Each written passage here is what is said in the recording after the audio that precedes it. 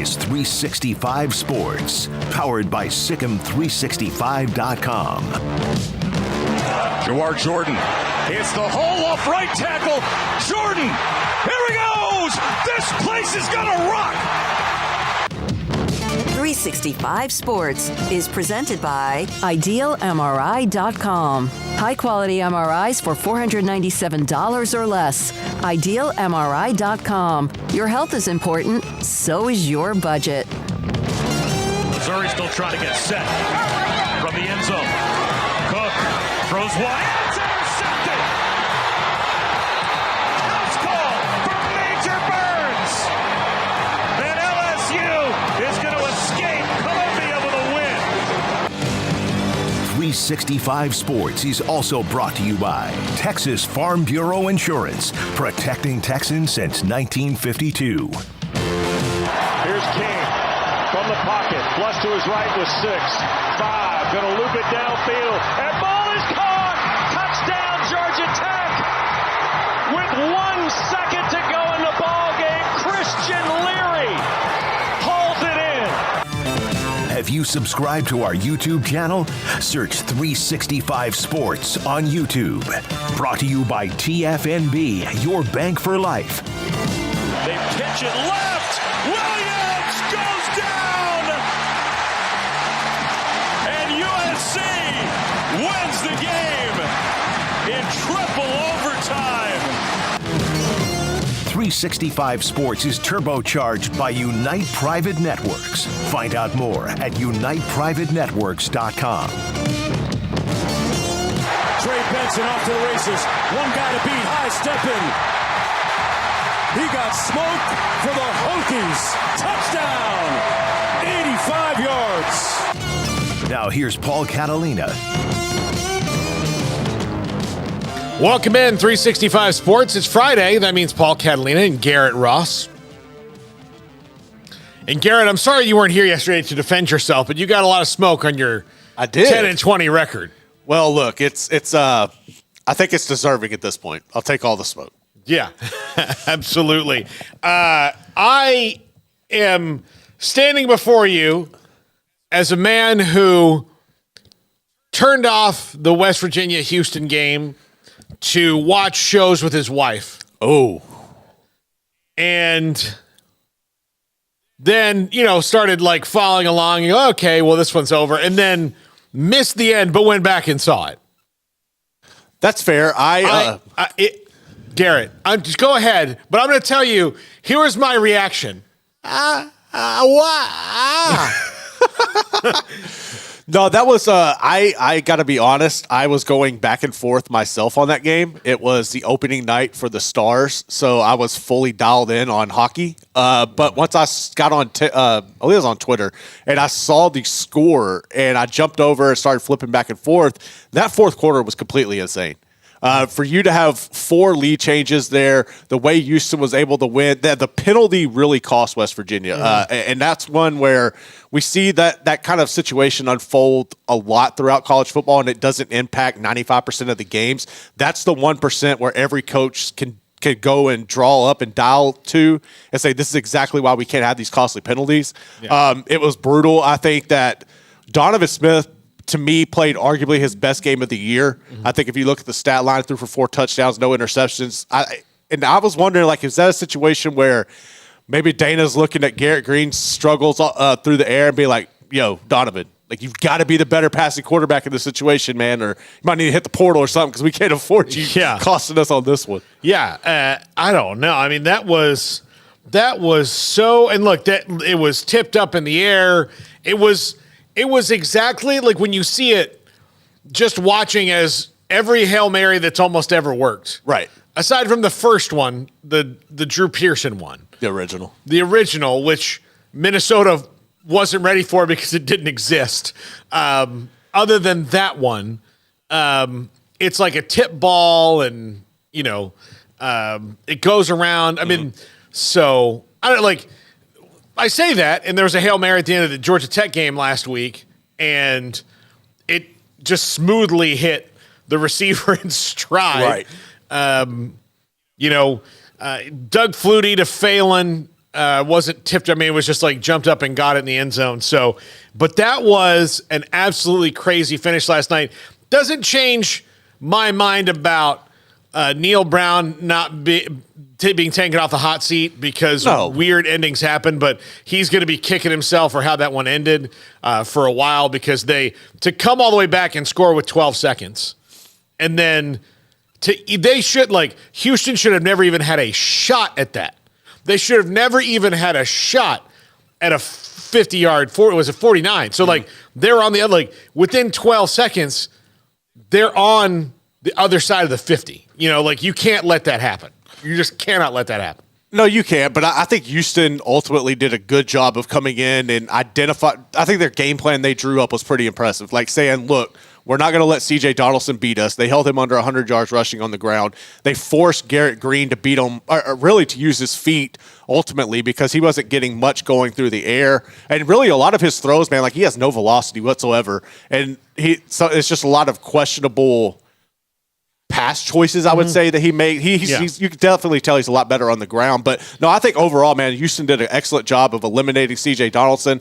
I think that kind of caught West Virginia off guard a little bit. And you I know this game in general comes as a shock to most people, but I remember prior to the year when the schedules came out, Jack and I were doing our preseason projections for every team.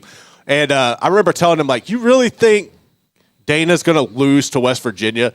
And then, but as the season progressed and the way West Virginia was playing and Houston struggling, there was no way in hell Houston was supposed to win that game. So I just, to me, was that one where I think that ultimately saved Hogo's job? I don't think so because I don't think he was really in danger. I think we've talked to Chris Pesman a lot, on the show, and he doesn't want to fire Dana Holgorsen. No. Most ADs don't want to contrary to what you think, the AD is not sitting around and going, "Gosh, I hope my coach Mel Tucker's his way out of this thing." Yeah, exactly. But no, I don't think that's the case. I think they want Dana Holgorsen to succeed. I do think that Chris Pesman is a reasonable person. No, absolutely. And I do think that there need to be reasonable expectations on all four teams in the first year in the Big 12. You cannot. You can get some new recruits over the last couple of years saying hey, you're going to be able to play in the Big 12. You're going to be able to play in the Big 12. But that doesn't mean that your whole roster is ready for that week in and week out. Just look, Oklahoma and Texas look like they're set up to move to the SEC, but we'll also see when they play Georgia for the first time, and then have to turn around and play Alabama in 2 weeks and LSU 2 weeks after that. We'll see if their roster, and you may be talking about a 9-3 year, but it might be a 9-3 year that would have been 11-1 year in a different conference that's not quite as deep at that moment, right? Right. So, yeah, there's growing pains for the new four. There will probably be less growing pains for the Pac-4 because they're in a league that's similar. Well, they're already and they're already in a good league, right? I mean, this year's only two of the four teams are experiencing the good right now. The other two are kind of varying degrees, although Arizona looks like they're getting better. Yeah. And Arizona State I do think is going to be good in the league. But yeah, there's going to be that. So that, I think you have to have that expectation of, they were going to get rated a little bit, not having Ultimate McCaskill, even though it's just one guy, is really huge because when you have a Donovan Smith who has one weakness, honestly, he has one weakness. It is he turns the ball over a lot. And it's a terrible weakness. It's the worst weakness a quarterback can have. Yeah. You'd rather him have less of an arm and turn the ball over less than have the rocket that's attached to his shoulder and turn it over as much as he does. But if you have an Alta McCaskill back there, you can take a lot of pressure off him because that's a guy who's good everywhere he's going to go, right? Yeah. And so I think you have to have some reasonable expectations. Now, based on last year and then this year and the up and down nature, I think there's going to come a crossroads for Dana Holgorsen at Houston. I just don't think it's going to be this year because what are you doing if you're Houston? I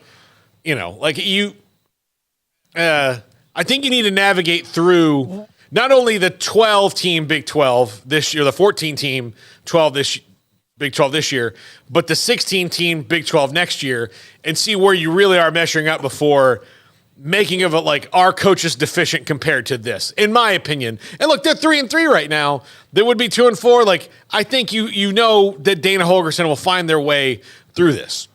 I also think it says something having a coach in place who understands the hardship of bringing in a program and making that transition to the Big 12 like he did at West Virginia.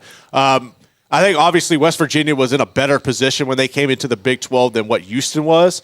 But at the same time, I think having somebody who knows how to navigate that, who has been able to kind of balance out the ebbs and flows that goes with that transition helps, and that probably helps give Dana a pass too.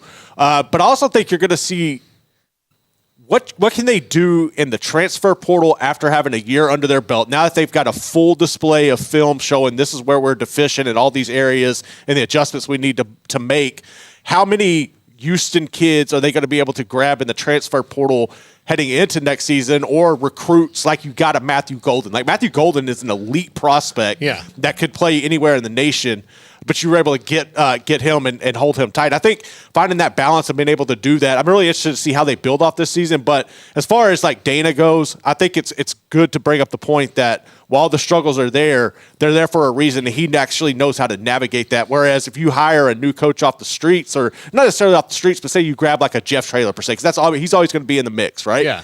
He hasn't navigated that before. Like, there's obstacles. He's there. navigating it right now in his own league. Exactly. He's in a new league himself. So yeah, and that team, I think people thought they would be better than they were year one. Now, granted, Frank Harris has fought through injuries all year, so they're not exactly who they thought they were going to be. And they're one of the teams that lost to Houston, as a matter of fact. But I think that if you're Dana Holgorsen, if you're Chris Pesman looking at Dana Holgorsen going into next year, let's see where you are with the 16-team Big 12. And one of the things that three of these schools will be able to do, of the new schools, I think one of their recruiting advantages in the portal, you've talked about it being in Houston, is Houston, Orlando, and Cincinnati will be able to pluck the homesick kids. Right. The good players, and that is a bigger factor than you would even realize. Because sometimes you look at that 4-star guy just went back. Well, why is he going back there? And you're like, well, he's 90 miles away. And he had gone, UCF might get a kid from Penn State because he's from Orlando, and then realizes that when it drifts below 60 degrees, it's a frozen hellscape for him. Or the kid from Houston might go to Texas, and they're just stacked at his position, and he can go back home and start at tight end at Houston tomorrow, as opposed to, well, I'm the third guy here. I feel pretty good. I mean, it's a good situation, but there's Jatavian Sanders, and then there's this other, gigantic freak that they found, like all those things. Well, I'm just going to go to Houston because I'm going to be back home. That's better for me. They're going to have an advantage, I think, built in that like a Baylor wouldn't necessarily have, right? Because they're not, this is not a big area. TCU maybe a little bit, but that's where I was going to go, because I think SMU might have it in the SMU ACC. is definitely going to take advantage of that. Yeah. And I think I'm glad you brought up TCU, because that's where I wanted to go, because I feel like TCU is exactly in that same boat. Well, I would say they're pretty much exactly being in the Metroplex.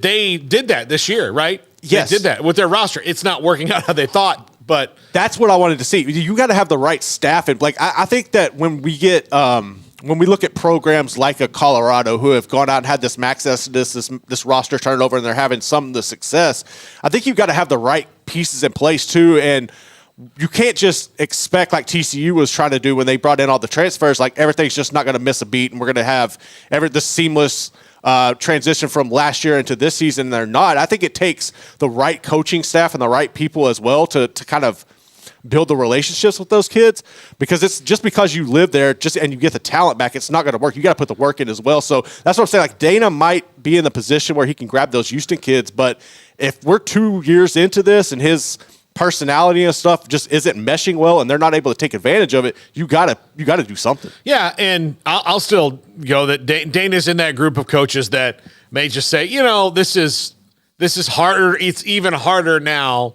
and I'm not I'm just not on board. Like, I don't want to keep chasing this. I just want to coach ball. Like, there's too much negotiation now. And recruiting is hard enough. Oh, man. Yeah. It is hard. It is. I remember when I was just getting out of high school. I was in my freshman year in college, and I'd gone back home, and I went back to my high school to see our coaches, and my friends and I were there. And one of them asked me, like, hey, what do you want to do? I said, I don't know. Like, I've been thinking about teaching and coaching. And he said, well, what level do you want to coach on? I said, I don't know. Like, it seems pretty cool to be a college coach. And he said, look, I'm not telling you it's not. But he goes, I did it for 4 years. And he wasn't even at a big school. Like, he was GA. He went to FSU too. He was a GA at Florida State for 2 years. And then, GAs don't have to recruit. They just have to, like, make sure that the recruits get their T-shirts. Right, yeah.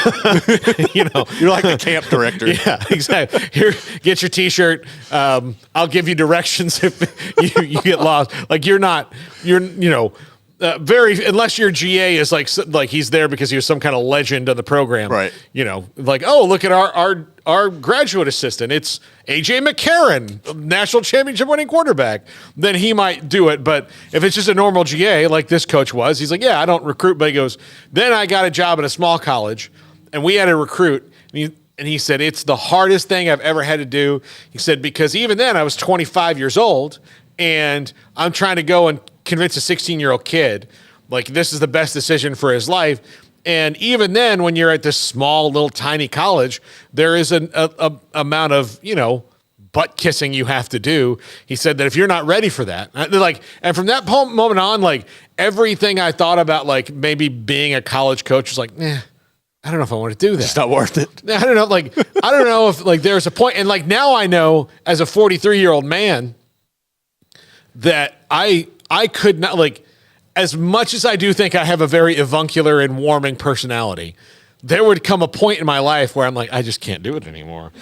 See, that's where I'm at. Like, it would be fun, I think, for about a year. And then after that, like, not being able to be home and help with the kid. Like, I personally could not do it. And then, like, as someone who's covered recruiting, trying to keep up with the athletes, it is so, it can be frustrating at times. It's very time consuming, and you either have to love it and enjoy it, or it's definitely not for you because it's a hassle. Yeah, absolutely. It's a hassle. So I don't know. Like, I think, and then you add these other things on it, like transfer portal. Before you're even talking about paying these kids and finding somebody to pay them and all those things with the way it is. And NIL, I think there will eventually be a way for coaches and schools to make it easier for them because, and I think that that's worth it for all sides. And that if you get the schools to stop complaining about it and the coaches stop complaining about it, I would venture to guess that most of their complaints, outside of that it exists because it's not going away, are that they can't, like, there's this weird nebulous gray area that they can't step into, where if they could just say, like, yes, as the coach, I would like to oversee put our university stamp of approval on this NIL fund, this NIL fund, and this NIL fund. But yeah, I don't think it is. And so I do think that Dana Holgorsen, when you talk about, okay, I'm recruiting a kid, now I'm going to live in the transfer portal because I'm Houston, and I'm going to take advantage of that all I want. But I also know that now that I'm in a Power 5 conference, if I really want to take steps forward, if I want to compete in the college football playoff, I'd recruit against college football playoff teams. Well, what do college football playoff teams do? So what's the closest college football playoff team to me? Right now, it's LSU, right? They're the one who's probably going to go more often than not. No offense to A&M. They haven't been there yet. They're closer, but they haven't been there yet.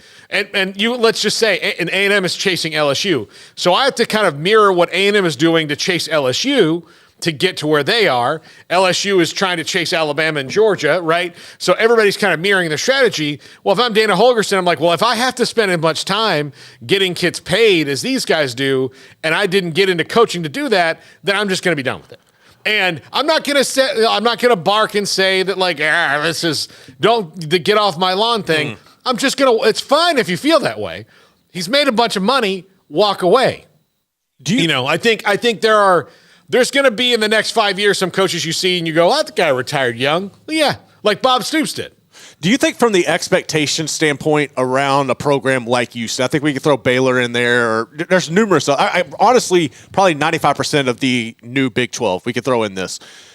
Going off of what you were just saying, do coaches everywhere need to approach that at, like, if you're a program like Houston, do you need to approach it with that mindset of like we're chasing LSU or A&M or Texas or whoever, or do you need to approach it as like we are chasing Texas Tech as the first step, and once we establish like what they have been able to lay the groundwork for, then we can move on, giving the realistic expectations of Houston being in a position to win a national championship are not even near what per se Texas Tech's would be. Yeah.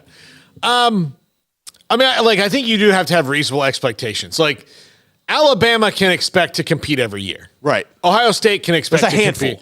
compete every year, right? There's going to be a handful. And I actually think that handful, even then when you go in these bigger conferences, you have to, I think, look at it in like 3-4 year cycles. Right. Of like how competitive are you over time? How many times do you make the playoff over time?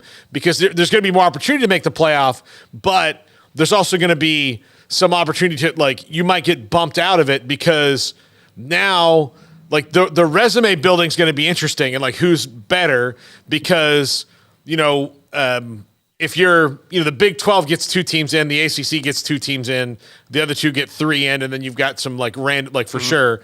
But like I don't know, like it's going to be weird because you're going to, like, you're measuring your success against this much larger conference. So I think you do have to set expectations. Look, for Baylor, I'll just tell you personally, they should not be where they are right now, which is, how did we get here? Yes. They should be in a position where 7-5 is a reset year, but if you get those right pieces and navigate through, you can do what you did in 2021. Right. But I don't think you should expect to be Alabama because you will never have the resources that they do. But if you make the most of your resources every year, then you'll never be bad. You just won't be great. No, I mean, I think that's a good point. I think that kind of goes back to was it Craig talking about resetting the expectations for programs? Yeah, I think a lot of schools need to do that. I think a lot of schools need to kind of like reflect in the mirror, see where you're at, and kind of challenge your expectations. And no, that's a good point because not everybody's on the same level playing field. Unfortunately, that's just how this is set up. But so do you think it's going to make it more like with the playoff growing? Is that going to make it more challenging? Maybe make NIL and stuff more of a emphasis than just the 4-team playoff, or how do you see that shaking out? Like from that standpoint, I think the 12-team playoff is going to make everything better. Right. I think it will too. Better. So I do think that it'll help reshape expectations because now you're not trying to get to 4th. Exactly. You're trying to get to 12th. Yes. And if you're 13, 14, 15 a couple years in a row, then that's fine because you're right there. So like you're not far off from being in that playoff. Now, if your goal is to get to 12th and you're routinely 25th, and you can't for a decade get out of that. Right. Then you probably have to make a change, and maybe even before then. But I do think that and I do think that this will, I think we're already seeing it. There's going to be more parity now. Oh, absolutely. There's going to be more parity. It's going to be like, you're not going to see somebody with a chokehold as long as you will. You're still going to see dynasties, but free agency does this to sports. Why we think it's not going to do it to college football, I don't know. But in every single sport, it's done this, which is why when the Patriots popped up and did what they did, it was like, how are you doing this when all the other, like, how are you navigating through this? How is Tom Brady this good that all these other teams that have the exact same rules are doing this worse than you? Right. And how are you doing it? That's why it was so surprising. Now, you'll see some, like, the Chiefs are in a dynasty right now. They've won 2 Super Bowls in 3 years. They're probably going to win another one. I don't know about this year. I think that this year's team isn't really all that special compared to a year ago. But, they're going to be, like, as long as they have Patrick Mahomes, they're going to be in the discussion. No, that's a really good point. But free agency and those things change sports because sometimes you can't, the salary cap, and for the NFL, it's not even free agency that's changed it because, it changed it, but like the salary cap certainly does. Now, college football is not going to have a salary cap, but they'll still have free agency, right? In the transfer portal. So the fact that I don't have to sit and wait anymore. If I'm a player, that's going to affect it. So that means that Alabama can't just. Well, we're seeing it with them. Yeah, you can't just they've had years where they've lost the left guard and the right guard to ACL tears, and if nobody had told you their names, you wouldn't know because they would just replace them with two other guys who are going to be NFL a year after they are. That's not necessarily. They're still going to get great players, but they can't hoard them. But they're also now those guys are freshmen, as opposed to okay, you lost your senior left guard. You're replacing him with a freshman now because the sophomore you had, the redshirt sophomore you had, left because he wasn't starting and wasn't going to start for 2 years. Right. So now you've lost experience there, so your team's more beatable now as opposed to, holy bleep, we've got to play Alabama this week. We got to play Alabama. It's going to be tough, but if things break our way, it could work out for us. So I think that's what's changed the most part. All right, one of the most interesting games this week, and I is USC Notre Dame, and it's because it's at home for Notre Dame, and Notre Dame is favored in this game, even though they don't have near the offense. USC's defense is clearly that bad, and they've been playing that way down the stretch. We are going to have. I've got to pull up his name so I can pronounce it the right way. Jamie Uyeyama on the show next from Irish Sports Daily, and Jamie's going to take us through that game and why Notre Dame is favored and what their advantages are. That's coming up next. This is 365 Sports. Some say a dog is a man's best friend. But I tell you what, boys, you better think again. 'Cause there ain't nothing better than some cows, pigs, and turkeys too. I love to cover them in sauce down at Rudy's Barbecue. Bring all your friends to Rudy's for some tasty oak smoke barbecue. Next in line.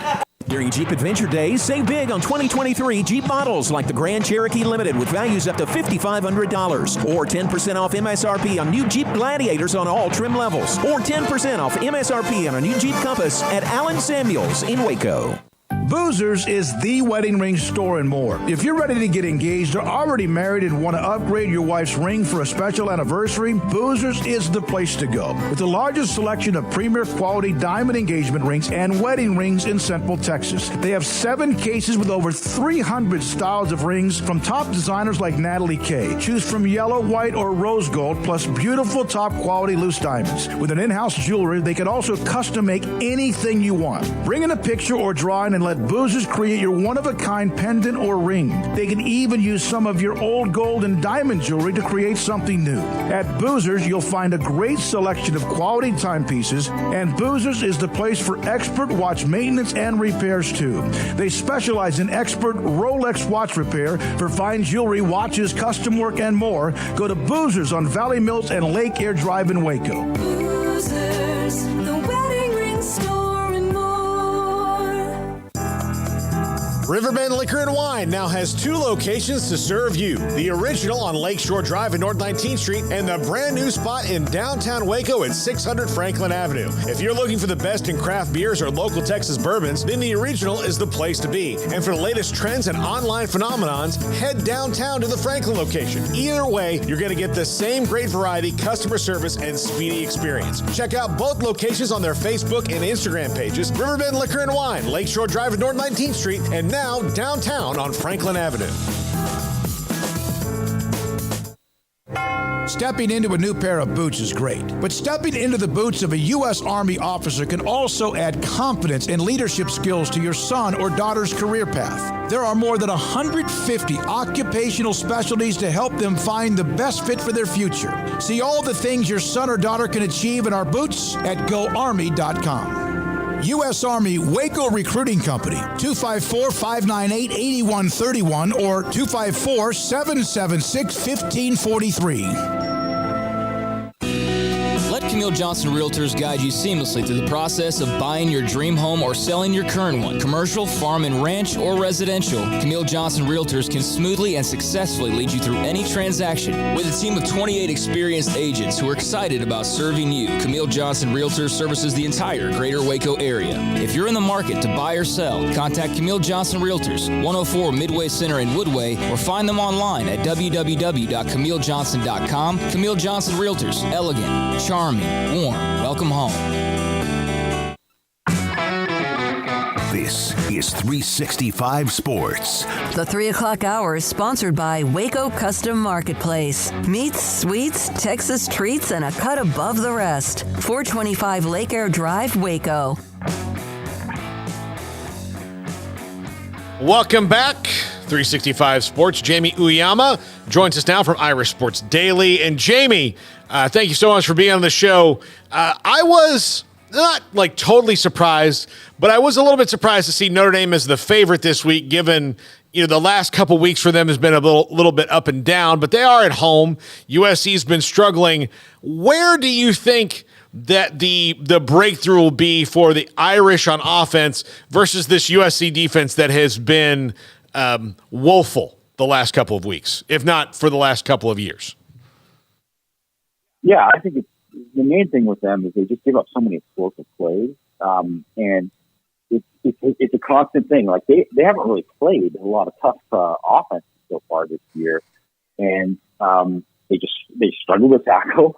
They give up a ton of bucks in coverage, and really the only thing that they do well is they cause some disruption up front with they have a pretty good D line and pretty good pass rush, but the secondary is a serious issue, and I think it's just there are plays to be had there because they just make too many mental errors. There's obviously a coaching issue there with what they're doing on defense, because it's been a constant, and it's just something where Notre Dame really kind of just has to kind of be competent, really, and they're going to be able to create plays because they just don't play good fundamental defense within the scheme. And it's certainly not a thing of a lack of athletes with them. They have a ton of great athletes, but they make too many mistakes. And the other thing is that they're really down at corner. We're down to the 4th and 5th corner against Arizona. So I think that's kind of like the big thing where Notre Dame's getting healthier at receiver, and USC is getting worse at corner in terms of their health. So last week against Louisville, what do you chalk that up to? Well, certainly there's been a lot of issues in terms of like game plan for Notre Dame, how they've handled the loaded boxes that Duke certainly gave against them, and then Louisville the same thing. I don't think the execution has just been poor for Notre Dame up front. They should just frankly be better. Like they were better, even just looking back at the Ohio State game. And Notre Dame just hasn't been good on the road. They haven't handled these like tough environments. So I think that's another thing that's going to help them quite a bit. Like they've given up 11 sacks on the road and they've given up 0 at home. And some of that is the competition, but some of that is the fact that, they've just been better and they've played more comfortable. The offensive line is clearly more comfortable, has done a better job of handling stuff at home when they haven't had all the crowd noise and the environment against them. So I think some of the stuff is certainly fixable for them, but there's serious questions right now. And it's a huge game for Jared Parker, Notre Dame's offensive coordinator, because there's a ton of heat on him right now. How much do you think his game plan is restricted because he doesn't trust the younger receivers? I mean, that's definitely a part of it, right? And the thing that probably doesn't get talked about enough against Duke, and first of all, Duke has a really good defense. They're one of top 20 defense in the country, certainly. And they had 3 healthy receivers in that game. And it wasn't like their 3 best receivers. They were, they had a true freshman, a guy who was a converted running back in his 6th game, a receiver.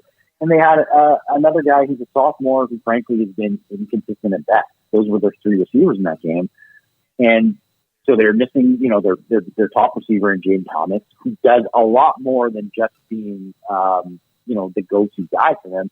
You could use him a lot in the running game in terms of what he can do with motion. He's almost like an H-back because he's like a big guy. He's like about 6'2", 220. A very versatile guy who can be very heavily involved in the running game. If they didn't have him, they'd Jaden Greathouse, who's, obviously a kid from Texas who's made an immediate impact with Notre Dame. He wasn't available, and they're just kind of thin at receiver, period. So those guys came back for the Louisville game, but you could tell they were both from a hamstring injury. Those guys aren't healthy. They're not all the way healthy yet. I think they're going to be a little bit better for this week. But still, like they already don't have like a true wide receiver one, a dominant guy. And when you're missing that, and then plus you're injured and you're limited with what you can do personnel wise and what everyone kind of knows, I mean, that's going to hurt. How do you expect the game to play out? Do you think that Notre Dame will play more of USC's game and it might get a little more offensive, or do you think that Notre Dame can, with their very strong defense that's been strong for most every game except for the second half of the Louisville game, will be able to maybe keep Caleb Williams in the well? Well, I think you got to score points against USC. It's just the thing, because even if you contain Caleb Williams, to do it for 60 minutes, I think it's damn near impossible, right? I just don't think you are going to be able to do that. He's just too good of a player. He's one of these guys who just finds a way, because he can create so much even when the call isn't right. He can, break out of it and create with his legs, create plays, improvising. He just has that kind of special quality, that Patrick Mahomes type quality that very few quarterbacks have. So, I mean, they have to put points on the board, but I also think they're going to try to limit possession. They're not going to try to, sling it all over the yard. One, because of the, receiver situation, they're not the deepest there, but also, I just think it suits them more to possess the ball as much as possible. So a huge key for them is going to be if they can run the ball, possess the ball and kind of keep it away from USC as much as possible. And if they can turn the ball over and, steal a possession or two. And because that's the thing, is that USC's defense has not been able to kind of steal possessions like they did last year. And that's another reason why they kind of haven't looked as good as this year. What is the temperature on Sam Hartman right now after the struggles last week? Well, I think certainly, no one is as hyped about him now as they were a few weeks ago. And I think that's fair. Even after the Duke game where, he did not play his greatest game, he still came through in the end. But I don't think most people aren't pointing the finger at him. I think, which is fair, it's not like he hasn't, he played well against Louisville, but they're not putting a lot of the lack of success on him. I think it's more directed at, the play calling, the general execution of the offensive line, and just, the whole, talent in general, but the supporting cast in general, that he wasn't getting a ton of help. So, I mean, I think people have more of a realistic view of kind of where they're at in terms of anyone who thought they had expectations that they all of a sudden they were going to become this wide open offense that was he was going to put up the same kind of numbers that he put up at Wake Forest. I don't think that was ever realistic, because Notre Dame doesn't quite have that personnel to match that. And really the strengths of their team should be offensive line, tight ends, running backs, or they got a loaded backfield. That should be what it's based off of. And that's really what they were in to begin the season. And they had all that. He had the running game, he had the protection, and he looked great. So that's really going to be the key. If he has that, then he's going to go back to looking like, one of the best quarterbacks in the country again.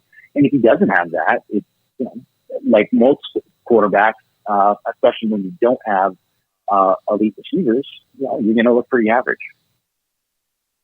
Garrett, you got a question? Yeah, Jamie, you mentioned there a couple of times about the roster deficiencies and some of the playmakers that they don't have. And obviously we mentioned the youth along the receiving core. What are some of the big factors or the leading factors going into Notre Dame's struggles in getting that high caliber, potent talent in on the roster?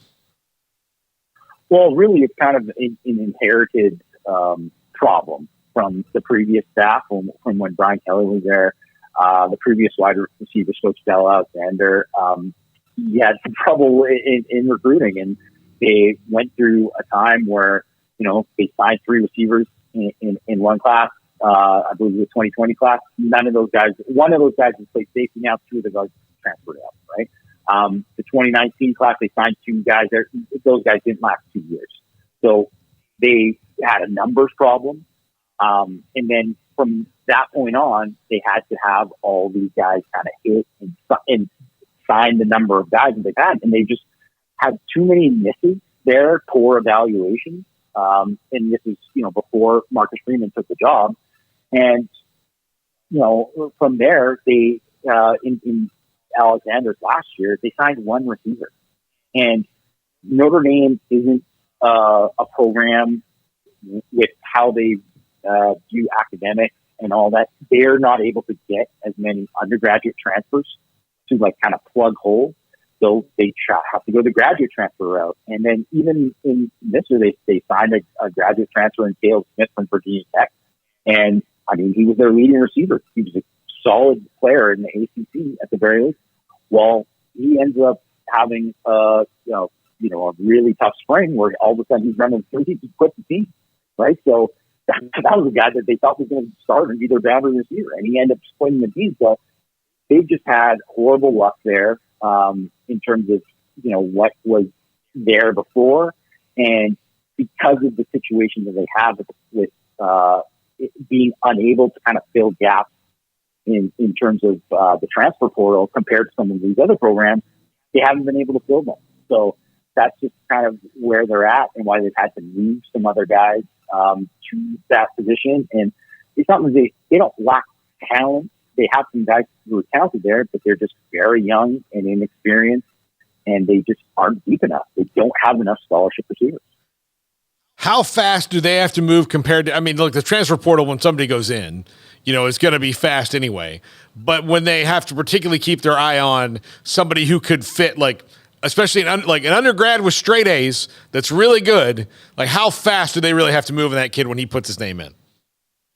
Oh, I think, I'm sure you guys know too, right? That kind of thing that's almost like big process, because you have to have evaluated all these kids beforehand, right? So I think they kind of have to look at certainly all the guys that go to kind of similar type FBS programs like the Stanford, the Rices, the Vandy, Northwestern, Duke. If you have a guy who's a player there that you think might be in the portal, they have to evaluate that guy, because those are guys that might have a chance to actually transfer as an undergraduate to Notre Dame.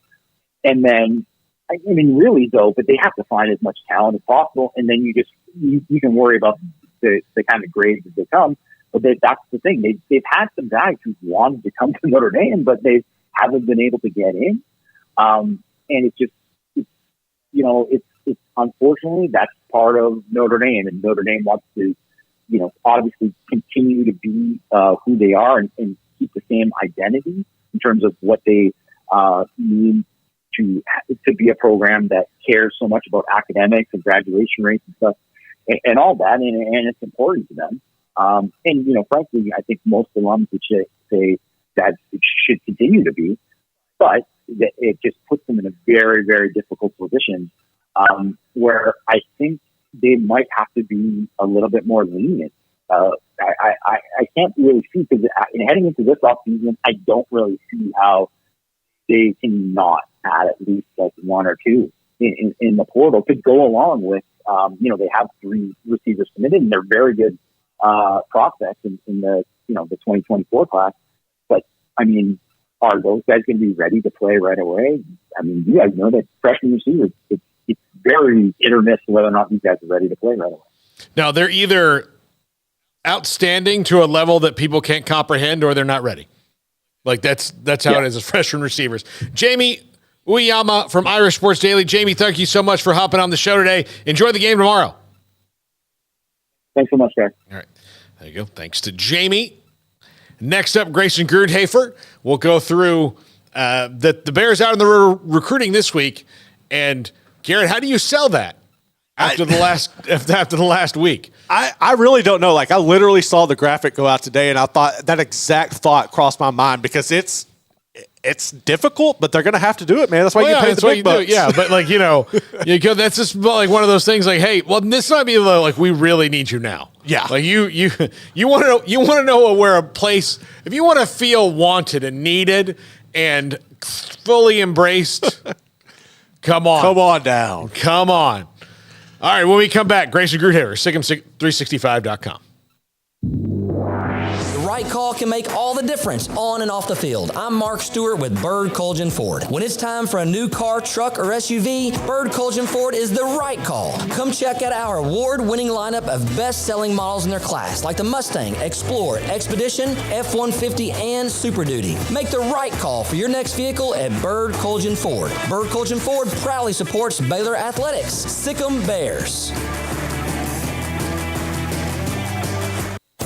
At Ideal MRI, we feel blessed to be part of the Waco community. We're a small family business here in Central Texas. At times like this, the cost of healthcare has never been more important. And unfortunately, significant illnesses and injuries still occur. And that's why Ideal MRI is open and here to serve you through this difficult time. So if you need an MRI, ask your doctor about Ideal MRI. You can schedule online in minutes at idealmri.com or call 833-IDEAL-MRI.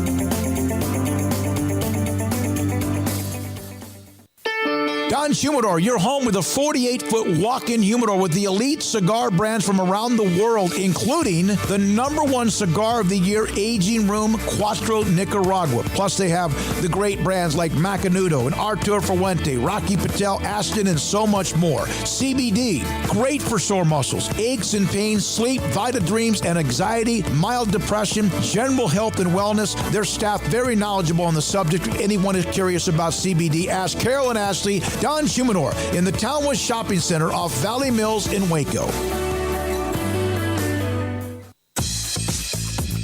Baylor Scott & White Southwest Sports Medicine and Orthopedics, the team physicians for Baylor Athletics, diagnosing and treating all sports-related injuries, including concussions. These specialists also provide orthopedic services for athletes and non-athletes alike, whether it's knee or shoulder pain, a wrist injury, orthopedic spine care, and even an arthritis and total joint clinic. Trust the doctors Baylor Athletics trust. Baylor Scott & White Southwest Sports Medicine and Orthopedics wants to get you back in the game.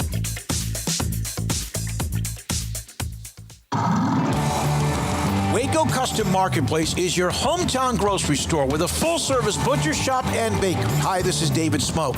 The butcher shop can take your customized orders for seafood, pork, and poultry and custom cut your favorite steaks from bacon-wrapped fillets to T-bone to bone-in ribeyes. Cut specifically the way you want. They have Norwegian salmon fillets, catfish fillets, sliced ham or turkey and lunch meat, variety of cheese available, and several options of sausage links. Fresh chicken breast or whole chickens, sliced bacon, pork chops, ground beef, marinated beef, and chicken fajitas, and always large briskets available, plus fresh vegetables. So the great product, customer service, and family tradition of the Bauer family continues at Waco Custom Marketplace, open Monday through Saturday. A full-service butcher shop and bakery available. Waco Custom Marketplace, 425 Lake Air Drive in Waco, or WacoCustomMarketplace.com.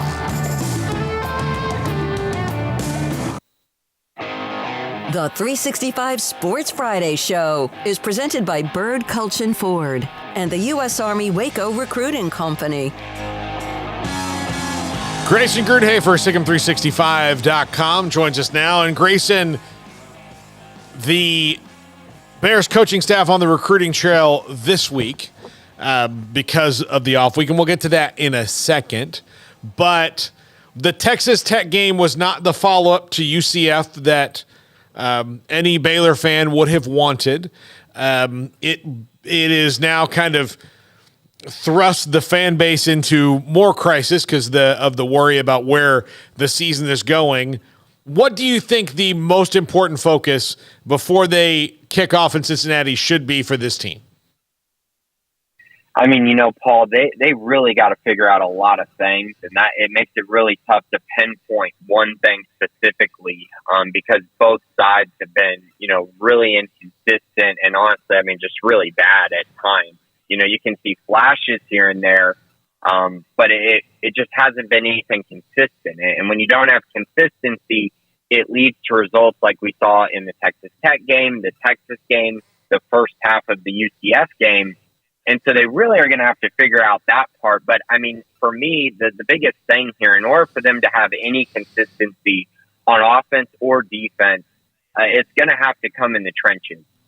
They are getting beaten badly, basically in every single game this year, up front on the offensive and defensive lines.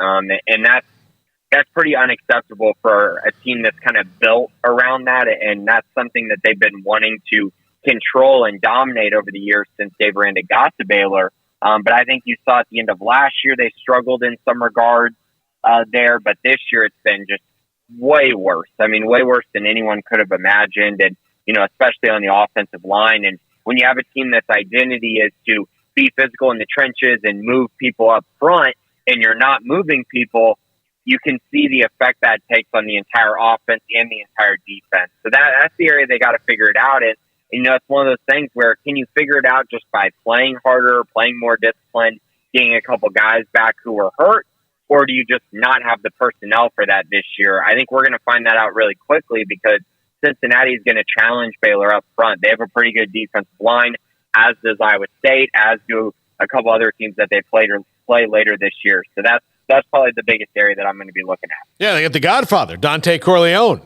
who's there, ready to wreak havoc at any moment on the defensive side of the ball. And while Emory Jones is a bit of an adventure, Grayson, he is the kind of adventure that's given Baylor problems in that he's athletic. Yeah, I mean, he can give them some problems in that regard, and he's had games this year where he's flashed. His real problem is he just can't avoid the mistakes. Oh, yeah. Yeah, exactly. He just makes mistakes. He gives away games. I mean, the perfect example is the BYU game they played earlier this year. I mean, any stat you look at, you go, wow, Cincinnati should have won this game, but turning the ball over, not scoring when you have opportunities to score, that's kind of been Cincinnati's season. And so while, yes, they're going to give them some problems up front, I think it's a very winnable game for Baylor. And sadly, we're probably going to say that about most games on the schedule going forward outside of a couple. And that's really, kind of a weird place to be when you're talking about a 2-4 team. But it's the reality of the state of the Big 12 right now. These teams just really aren't that great. So, Grayson, on the offensive line, I think they need to shuffle. Like, move guys around, maybe get them in different spots. I think that maybe even put some new starters in. Do you think that is a fair possibility coming up? I think there's a chance of that. The problem with that, Paul, is that, I mean, just being the reality of the situation is if you're replacing any guy on the offensive line, you're probably going to be replacing them with either a true freshman or a redshirt freshman. And that is really difficult on the offensive line to ask anyone to do that in their first or second year on campus, unless you're an elite, 5-star guy like a Kelvin Banks or something at Texas. Like, it just doesn't normally, work out all that well. But I think they're going to have to try a lot of things because right now what they're doing isn't working. You saw the game against Utah and you kind of thought, okay, this reshuffle looks like it worked. It looks like it paid dividends. And then after that game, it's just everything has fallen flat outside of the game against UCF, in which, they're the worst run defense in the Big 12 right now. So, Grayson, they are setting out to hit the road recruiting this week because that's what you do during your bye week. Who are the targets? Who are they going to see? And do you expect any kind of movement or juice anytime soon? I think the biggest thing right now is going out and seeing commit. They're going to go out, see those guys. One guy in Mississippi out of St. Joseph there in Greenville, Mississippi, Alex Foster, he got a Texas offer this week. So they're going to be going out there. And then pretty much all the commits, whether it's Nate Bennett, Adam Schobel, I think they'll go out and see all of them if they're able to this week. Outside of that, I think the focus is going to be some on the 2024 class, but I think majority of it's going to be on the 2025 class. They've really been trying to evaluate things. They haven't extended very many offers in 2024 recently as the class is getting, pretty close to full. So you're pretty much trying to lock in all your commits while also just going and seeing, players that are on your radar, maybe guys who have come on visits during the season who you're debating offering, going and seeing their coaches, trying to figure out, if an offer is something they want to, go to. That's going to be kind of the biggest thing. And then in 2025, you're just trying to do the whole, paint the whole picture of kind of the person that they're recruiting. You know what I mean? Going and talking to the coaches, getting to know them, getting to see, different things, whether it's practice field or getting to see just them as a person with their family and things like that. I think all of that's going to be very, very important because they try to really find out, everything about the prospect before offering. And that's kind of in my eyes, one of the special things about this staff is they do go out and they do make a concerted effort to find really, really good players, but they also want to find good fits in their program. And I know some people have had an issue with the term person over player because I think they look at it way too literally. But in general, Baylor wants to make sure there's a good match with talent and fit with the program to make sure that, they're able to maximize guys' potentials while also making sure that they're able to retain the guys they want to retain on their roster. Do you foresee a scheme change coming on offense, which would mean you maybe recruit different players? I could see that. I think we all got so enamored with the 2021 offense, and not necessarily because it was explosive or because it was, anything flashy, but you kind of sat there and you went, man, if this team has a quarterback that can really elevate the talent around him, I mean, you could be looking at a playoff contender. And I truly believe that. For as much as I love Gary Bohannon and everything he did for that team that year, he was also very limited. And it cost them in the two games that they lost during that season. And so I think that, you kind of saw that. You saw glimpses, the physicality, everything like that. But now, as things have kind of moved to where they're at now, it's really hard to have a group that's just dominating in the trenches game after game if you're not creating explosive plays. And they're not creating explosive plays and they're not dominating in the trenches, which makes you kind of think, hey, maybe it's time with the roster construction that they have right now, then maybe they move on to something else or at least try different things than what they've been doing over the last couple of years. But we'll see. They're going to have an opportunity here to maybe make some shifts and maybe try some different things after the bye week and see how things work. But if things don't work, then, I think that there's going to be a lot of things that have to be considered this offseason. And the offense is probably up there along with the defense and pretty much everywhere. I mean, this year has not gone the way that I think anyone planned. No, absolutely not. Especially, given that the offense that the high school kids are running, it maybe to me would seem to be a faster transition maybe on some of these guys, getting them into, not necessarily, there's lots of different kinds of spread, but a spread type offense. Yeah, and I can see that. A lot of programs in the state of Texas do run something like that, whereas, you look at Baylor right now and a lot of it is, complex route trees and things like, and being able to block and just various things that really cause you to have situations where older guys are playing, even if maybe younger guys are more talented, but they're limited in the things that they can do. And I think we've seen that. And so, yeah, I do think there's some validity to that. But I also think, they should be able to find ways within the construction of their current offense to get the most talented players on the field. I truly don't think there's an excuse for it. Grayson Grudet for SicEm365.com. Grayson, thanks a lot. We'll talk to you next week. Thanks, guys. Appreciate it. There you go. Next up, Josh Neighbors, the Neighborhood Watch. He'll be on Zoom, Garrett. I don't know if I told you that. He's there. I got him. Okay, good deal. All right, he's up next. This is 365 Sports. In our logo and advertising, we say we are people that you can count on. What does that mean? It starts with providing a quality vehicle and quality service at a fair price. But it also means we do what we say we will do, and we treat people fairly with respect. It starts by hiring great people, good local folks who work hard with a caring attitude. Our employees are the real reason we are people that you can count on. Put us to the test and see for yourself that at Richard Carr Motors, we are people you can count on. Shorty's Pizza Shack at 12th and Bagby is a homegrown, locally owned pizza place that's out of this world. Everything from the dough, the sauce, the sausage topping is made fresh in-house. Not to mention the amazing pizza pillows, the chicken wings are to die for. Try the Sikkim sauce, chili cheese fries or tots, plus great specials on food and drink every single day. Shorty's is also the perfect spot to watch the game with your friends. Shorty's Pizza Shack at 12th and Bagby. Tell them Paul sent you by.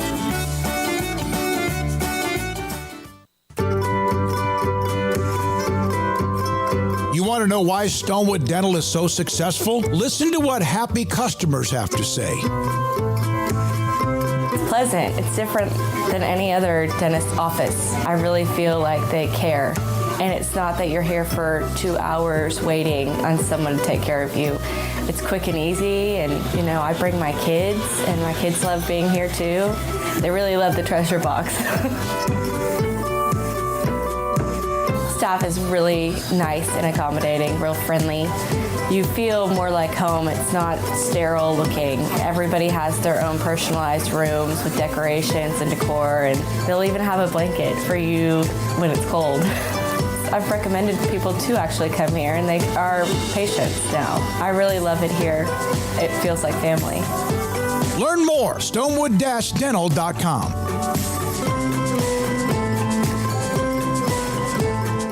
TFNB Your Bank for Life is the official local bank of Baylor Athletics. Find out why more Central Texas are making TFNB their bank for life. Sign up for our Edge checking and savings accounts to earn interest or cash back. With 5 convenient locations and an award-winning mobile app, banking has never been easier. TFNB, your bank for life. Member FDIC.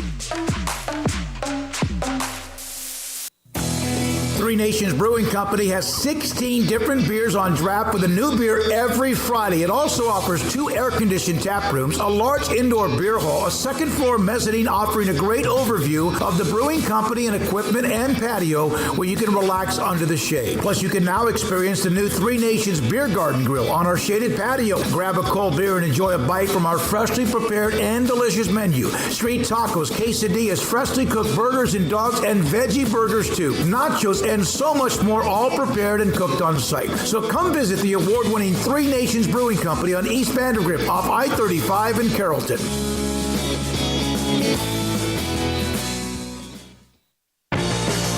This is 365 Sports, powered by Sikkim365.com. The 4 o'clock hour is sponsored by Boozer's Jewelers, the wedding ring store, specializing in custom jewelry and repair, all in-house. Now here's Paul Catalina. Garrett Ross producing, Josh Neighbors, Neighborhood Watch alongside. Before we get to Josh, Super Chat from Houston Cougars, Germany, €5, which is more than $5. My man. Thanks to that strength of the American dollar. Houston needs fewer whiners and fair weather fans. We need more proactive supporters who go to games because that's what fans do. Go Cougs. So thank you, Houston Cougars, Germany. Danke Shane, since you were over there in Germany. But Josh joins us now, Neighborhood Watch, Crystal Ball College Football. I'm still kind of dealing emotionally with that.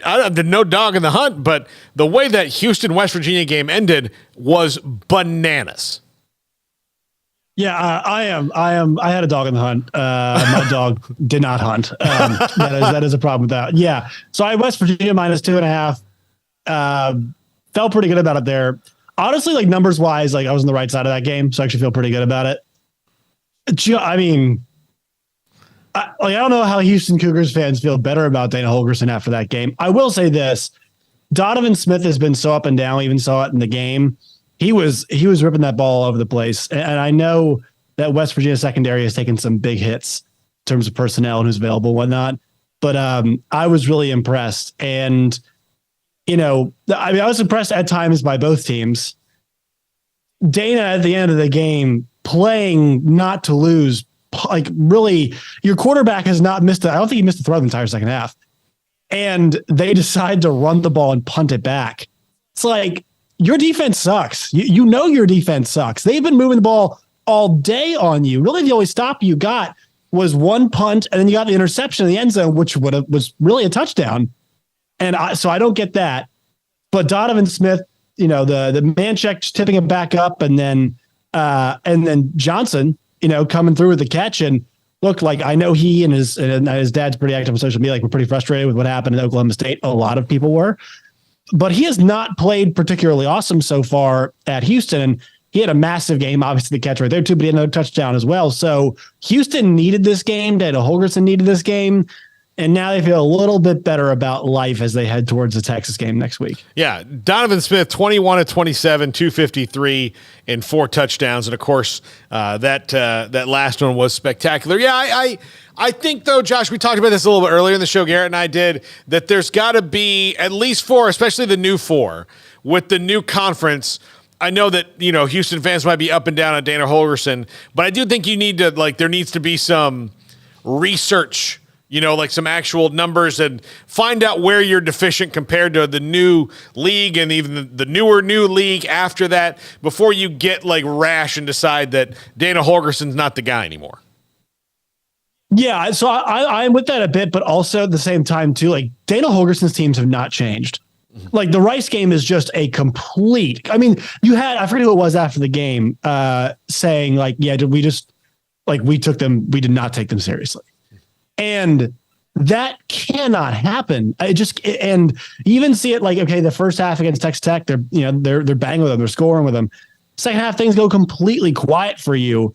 That can't be the way things go for Houston football. And especially because think about the new 4 schools, UCF is the best job out of the 4 just because of the location, but Houston is probably number 2 in terms of location. I know Cincinnati's a good spot, but think about Houston is the 4th largest American city, right? The media market, whatever city. But the number of players on SEC rosters from places like Missouri City, right? Yeah. And even in Houston, and Louisiana is right next door. There's a lot of Astros fans in Louisiana, the LSU fans, and all, kind of, it's just a big mixture of area. That's a really good job for the same reasons that Houston is, or UCF is a good job. So, I'm not saying Houston they have to, that they have to be patient. And they have a little reason, I think, to push a little bit. But just when it comes to Dana, I feel like he's a specific case because I kind of feel like Dana is not. He's an air raid coach, and air raid coaches don't really evolve. I actually think Doug Belk is not too bad. The personnel they have, they try to beef it up, and at times the defense does look good. And I know they made a change. I forgot the kid's name. They made a change last night in defensive line. They did get some pressure at some times. But that's a work in progress. But yeah, man, it's just Dana's kind of Dana at this point, and I don't really know if he's bringing what Houston needs to be successful in the Big 12, even though he's got Big 12 experience. Yeah, I think that you're. We'll see. We'll see. I think that you do have to. I think everybody needs to cool out before they start changing coaches. But Houston's going to have advantages that other schools just don't because they're in Houston, and they're going to get, we talked about earlier, they're going to get the homesick kids out of the portal. They want to come back to Houston. And so they've got that advantage, but they need to strike while the iron's hot. Elsewhere in the Big 12, this is, this is a big bye week. There's several teams on bye, but for BYU and TCU and Kansas State and Texas Tech in particular, these are 2 games that could be season turners for everybody involved in different regards. Let's start with BYU and TCU. The Horned Frogs feel to me that they're warding off a free fall right now, and BYU could come in and take advantage of that. Yes. So people, and I looked at the spread, and I get it. So I understand why it's 6. TCU's team is much more talented than BYU's. Mm-hmm. BYU number, if you go and look at the way they were playing in some of these games, they did not outplay Arkansas. They did not outplay Cincinnati for a large stretch of that game. They did not outplay Kansas. And the other games, they had Southern Utah, right? And then Steve F. Austin, Sam Houston, 14-0. They did not play well in that game. But I will say this, they are very opportunistic. And that's bad news for TCU because that's the kind of team that can beat them. West Virginia did the very same thing to them when they played them a couple weeks ago. I will say this. I'm wondering what happens when a team like this spreads out BYU. Yeah. I don't know if that's going to go particularly well. But, the quarterback thing's a huge problem for TCU right now. I will say The one thing about TCU, and this is not being talked about because they're not playing well, Imani Bailey is having a monster season so far. Yeah, he's fantastic. They might need to maybe should do the Kendra Miller experience and maybe run that thing 30 times tomorrow. I mean, I think that might be the thing you need. I've seen Kendall Briles do it before. Nobody talks about it. Forget he has a running back. Yeah, no. Like run, like the game they beat UCLA in the Holiday Bowl, they threw the ball like 12 times. I mean, they just ran. He was the one who came up with the plan when they didn't have quarterbacks and won the game in Orlando, the Camping World Bowl or whatever it was that year. I don't know. That one changed the sponsors quite a bit, but he's the one who did that. So, I do think that the pressure to go fast in that offense and the way that they practice, maybe sometimes you just can't do that with the guys that you have. I think particularly with their offensive line, talking to Steven Simcox about it on the show on Triple Option the other day on my earlier show, Josh, it was like maybe they just don't have the linemen to do that right now, to go as fast as KB wants to go. Yeah, it's interesting living in Arkansas now. The Kendall Briles debate is like a really weird one because Arkansas, I mean, they have Dan Enos now, and like their offense really it kind of needs some Kendall Briles in it. But sometimes the Kendall Briles offense needs a little bit more Dan Enos in it, and I mean that like in a good way. Like sometimes you do need to slow things down. I think Texas Tech, you and I talked about them last week. They did a great job of that last week against Baylor, right? Like there was still a lot of pace in that, but like their commitment to running the football was definitely there. I think TCU can really slow down BYU. I actually don't know if that's going to be. They have to be locked in if they're going to do that. But like focused defenses can kind of hold back the BYU offense for stretches of time.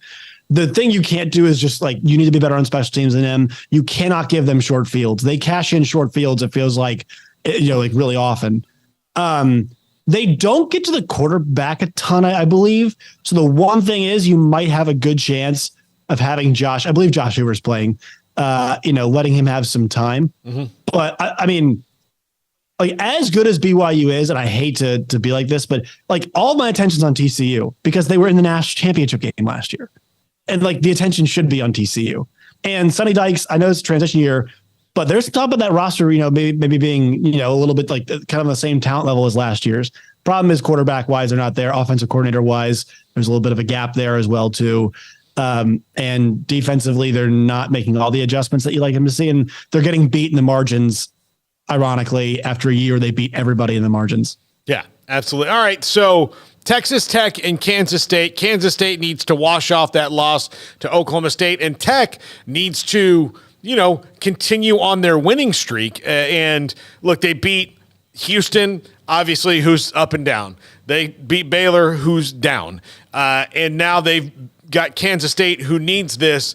And Baron Morton looked very comfortable last week. Baylor didn't do much to get in his way. Big 12.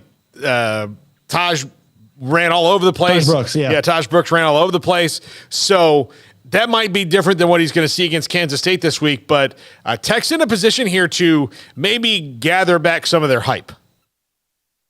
Yes.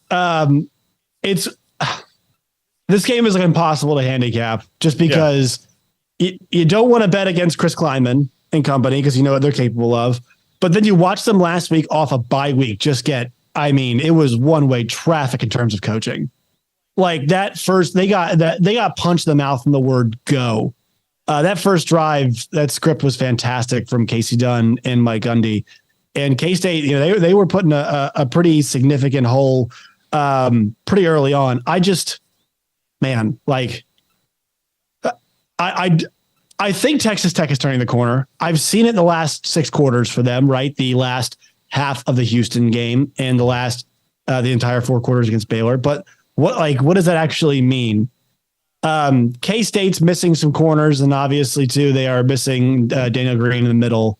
They're not running the ball as effectively as they normally have. The receivers are not as open as they normally are. Will Howard is not making great decisions, but he's got to force balls in tight windows. He's not making good decisions, but it's not like there's a lot of great decisions there to make. It feels like Ben Sennett's honestly the guy who's open the most, which is a problem. It's a big problem for them.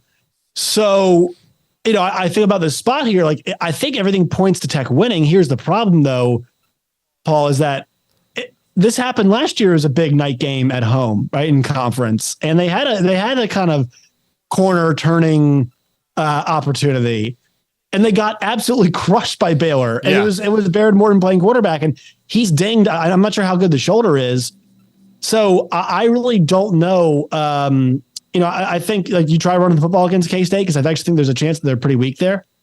Some teams have had some success at that point, and that's not what we thought was going to happen.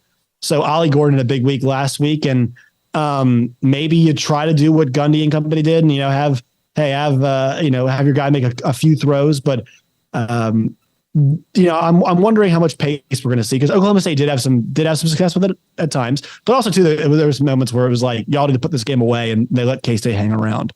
So if it's a close game, I'm going to trust K-State more. Because in close games this year, I know K-State hasn't been excellent, but like Texas Tech has not been as good as they were last year.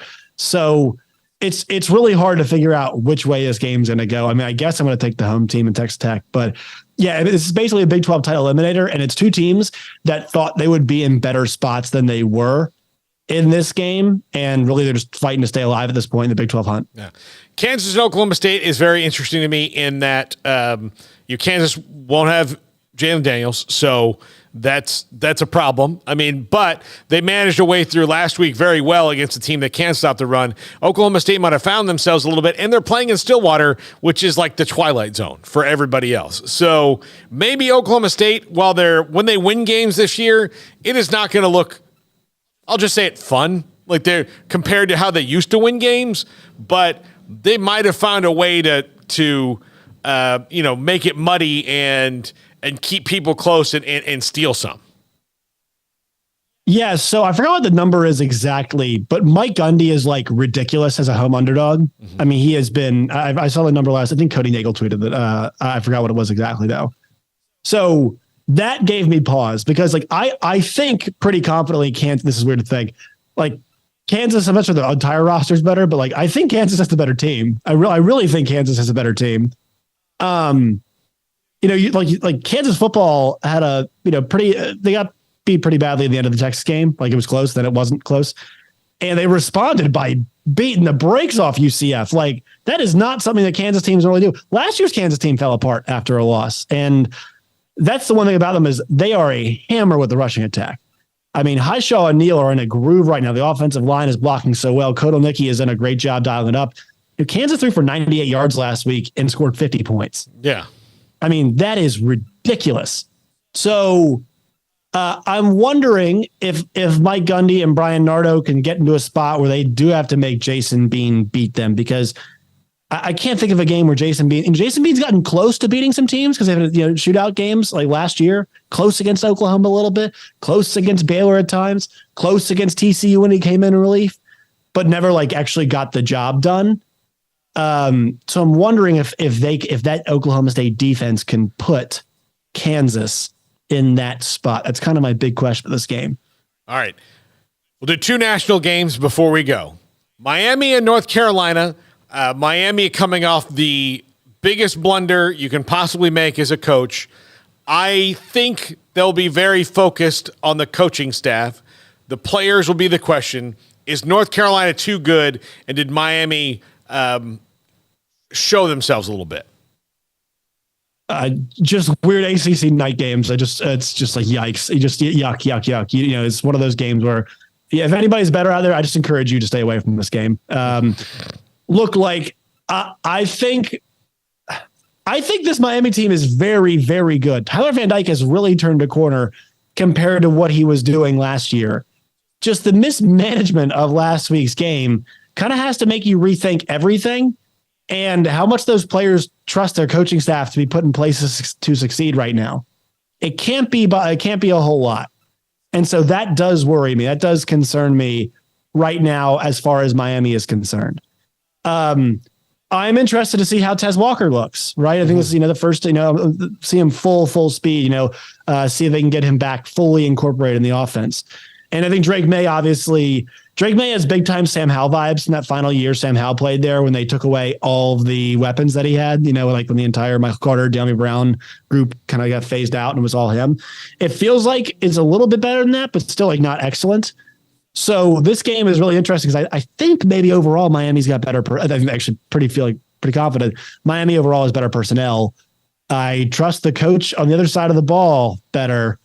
Conservative old Mac Brown. It looks like like Brandon Staley compared to Mario Cristobal. Yeah. So that concerns me. So I would take Carolina.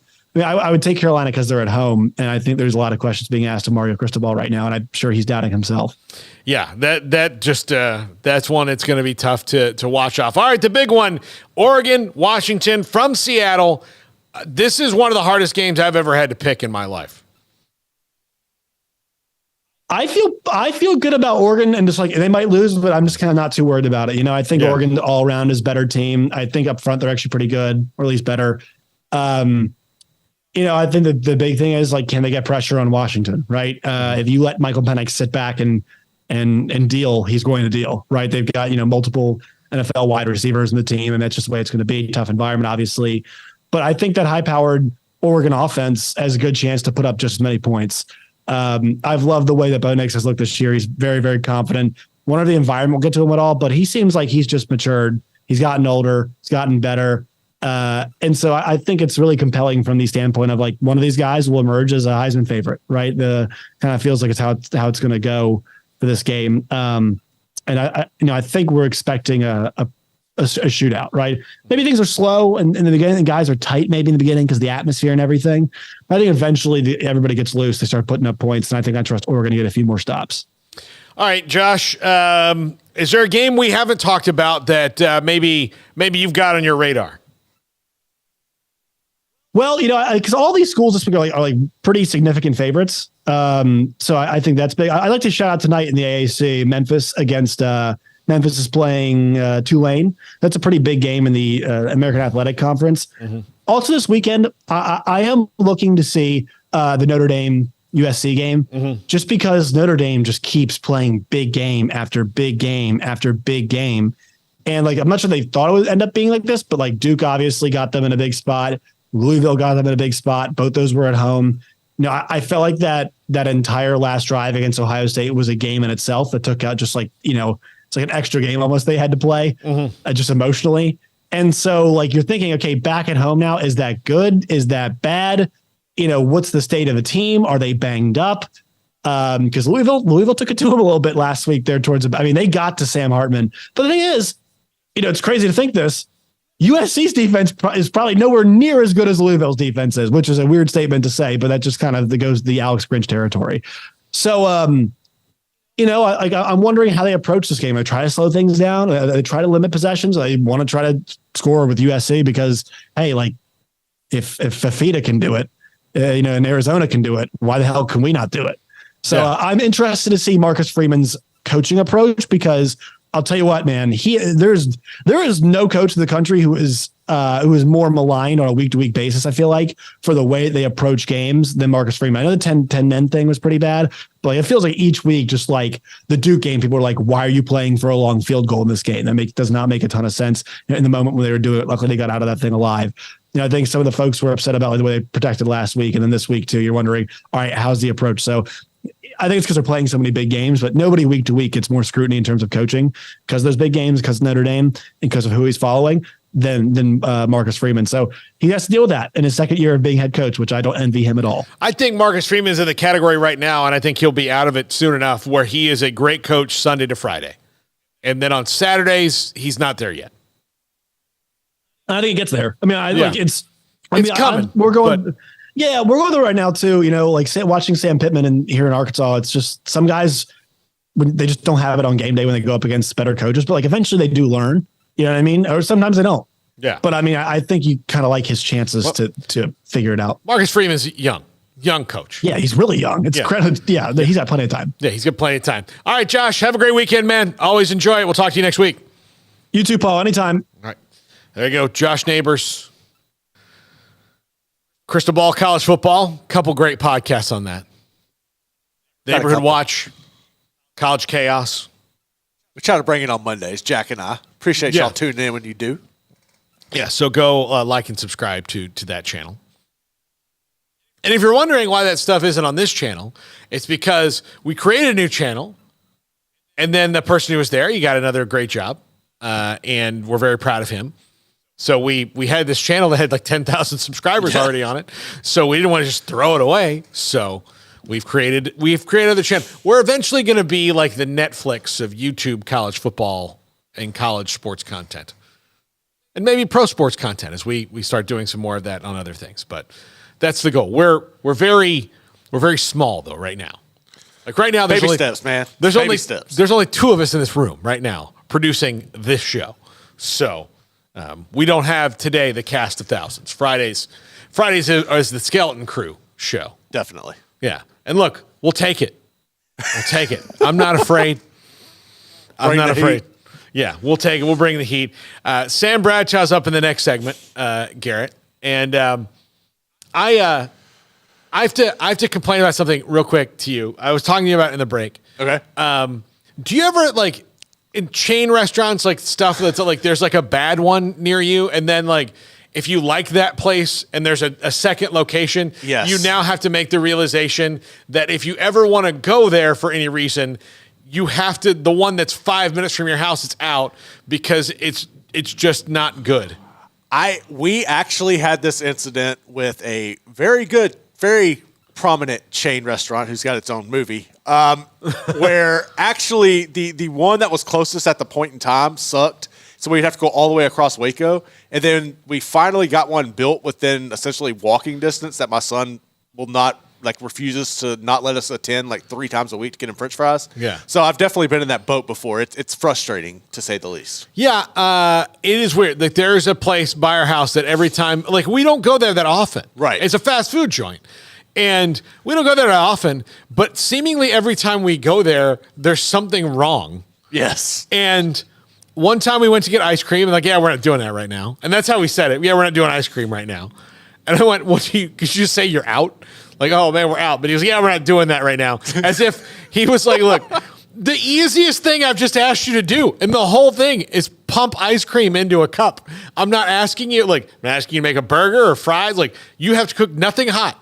The machine's just going. So if you tell me the machine's out of order, that's fine. You can't, I know that you're just the guy who pumps it. You're not the guy who has built the machine and fixes it. I get it. It's fine.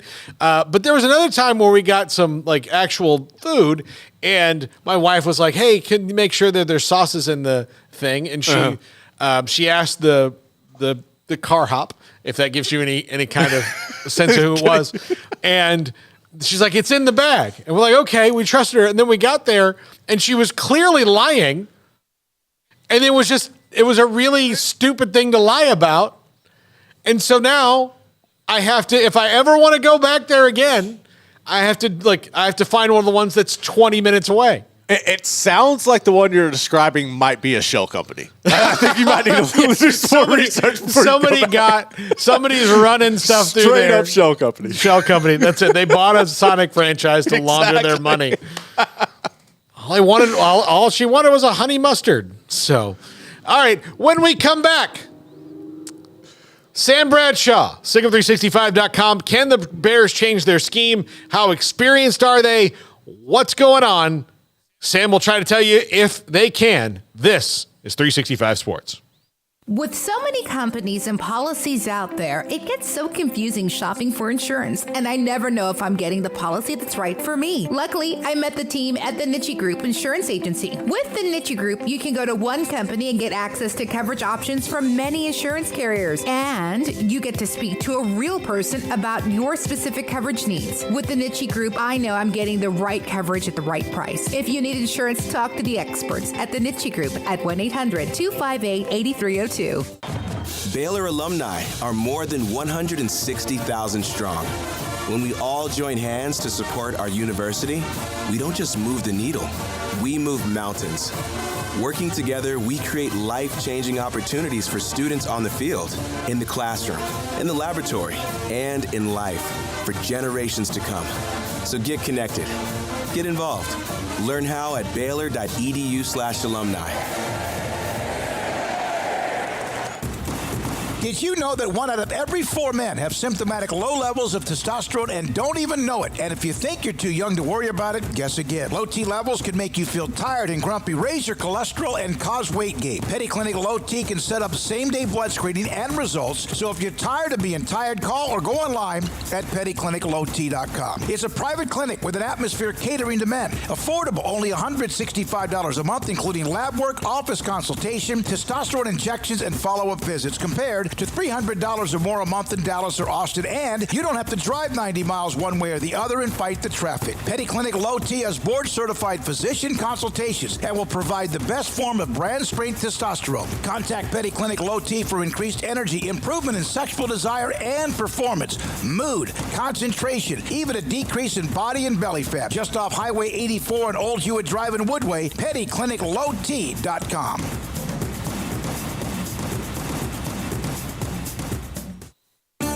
There are 26 letters in the alphabet, over 600,000 words in the dictionary, and just 3 of them said together can change everything. Let's order pizza. Those 3 words lead to dough made from scratch and 3 fresh signature cheeses that blanket golden crust in a heavenly melt on Marco's Pizza that'll blow your mind. So visit marcos.com to order and stop by Marco's Pizza in Belmead, China Spring, Woodway, and in Robinson. Marco's. Pizza lovers get it.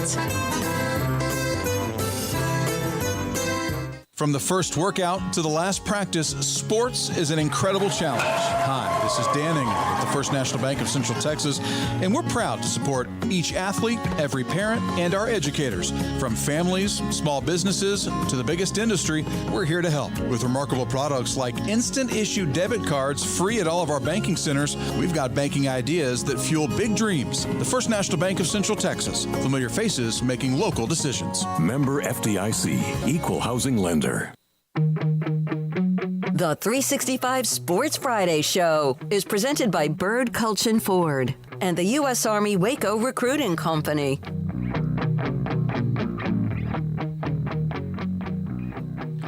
Welcome back.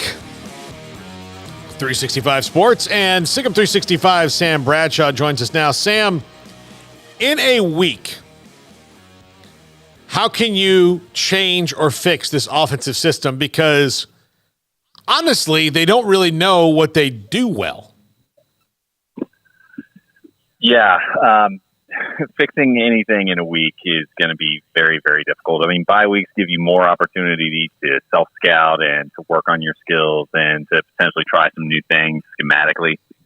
But it's not the same as having a spring to do install. It's not the same as being able to do an overhaul like that would allow you to really dramatically change what you do. So to a certain extent, you're going to have to stick with some of what you've been trained to do. Obviously, they're not executing it to the level that they'd like. You know, there's nothing reliably and violent about their branded reliable violent offense, RVO, that's been going on this year.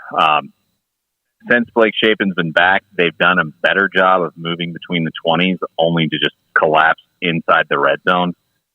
So in terms of trying to fix the offense, I think you have to look at 3 areas and understand that there's going to be a limited amount that you can really do just within 2 weeks. But I think there's 3 things you can really focus on. First off, tendency. There's, based off how quickly Tech was able to really, really punish them schematically, those safety blitzes were never really effectively countered. And some of the other tactics that Tech brought out, you got to think that whether it's Joey being on staff prior or whether it's somebody getting a hint on your signals or whether it's something along the lines of you're just that obvious in terms of what you're doing on film with certain tells, you have to self-scout. You have to break tendency. If you're going to stick with any of your existing plays, which even a change in philosophy in terms of what you're calling would likely do, you've got to make sure that you're breaking tendency and you're not predictable. Because if they're able to predict you, they're able to beat you, even if you have an advantage over them. And so far, this team hasn't proven that it necessarily has that advantage, which underscores the importance here. Secondly, you need to make sure that you got the right guys in on the offensive line. You know, game 1, Alvin Nabesele was on the bench, and he may be your best tackle. You know, that one was wrong. Are there any other Alvin Nabesele on the offensive line that aren't playing right now? Guys that might not have it the first week they're in there, but with a few game reps might actually be better than the guy that they might replace. You have to look up and down your roster and see, should we give some of these other guys a shot? And then after all that, you're also looking from the scheme standpoint of, all right, what can our guys execute? Will we be better off with 2 tight ends in the game? Will we be better with 4 wide receivers? We base out of wide zone running and a couple pin and pull schemes based off of that. But do we need to focus on potentially some other run schemes that are in our arsenal, and do we have enough of a practice rep base for those guys to execute it at a high level? Because you've got to find something that works. And while they've moved it better within the 20s, that red zone has been awful. So I think that red zone offense needs to get a lot of extra work and possibly mix in some things like a wildcat package or something, where you can get some of your multiple talented running backs or receivers on the field. You know, they've tried to do some different things with guys moving positions. You saw them use Jordan Neighbors at running back and use him out of the backfield in a bit of an interesting way. I think they're definitely going to try a few different things, but it's really, you gotta make sure you're not predictable. You gotta make sure you got the right guys, and then from there, your adjustments can have a better chance of success. How hard is it to just change your scheme in the season, though? I mean, like they've been running the wide zone for a few years now. They ran it through the spring. They ran it through fall practice. They run it through these games, and it's just not working at all. Like, it's not even working a little bit. It's not working at all. Right. I mean, the only game where you've really seen the wide zone work effectively because of the wide zone and not because of doing quarterback runs against Utah is the UCF game. And even then, it was the last 3 quarters of the UCF game. And UCF's not exactly the best run defense you're going to face this year. You know, it's overwhelmingly difficult to change your scheme midstream because guys need reps, guys need to be able to talk to each other, have a feel for, like, if you're doing a zone block, you need to know how long you're going to stay on that defensive tackle or defensive end before you peel up to a linebacker. And just having a feel for the many different things that change split second by split second during a play. And while they can definitely do some things, are they going to be able to get proficient enough at it to compete at a high level? Now, I do think changing tactics would give them a little bit of a benefit just from the unpredictability aspect of it. You know, there's only so many tendencies people can pull out from like the 5 times you run power since Jeff Grimes has been here. You know, there's only so much that they can peel off of that, which gives you a little bit of an element of surprise if you're able to diversify it enough.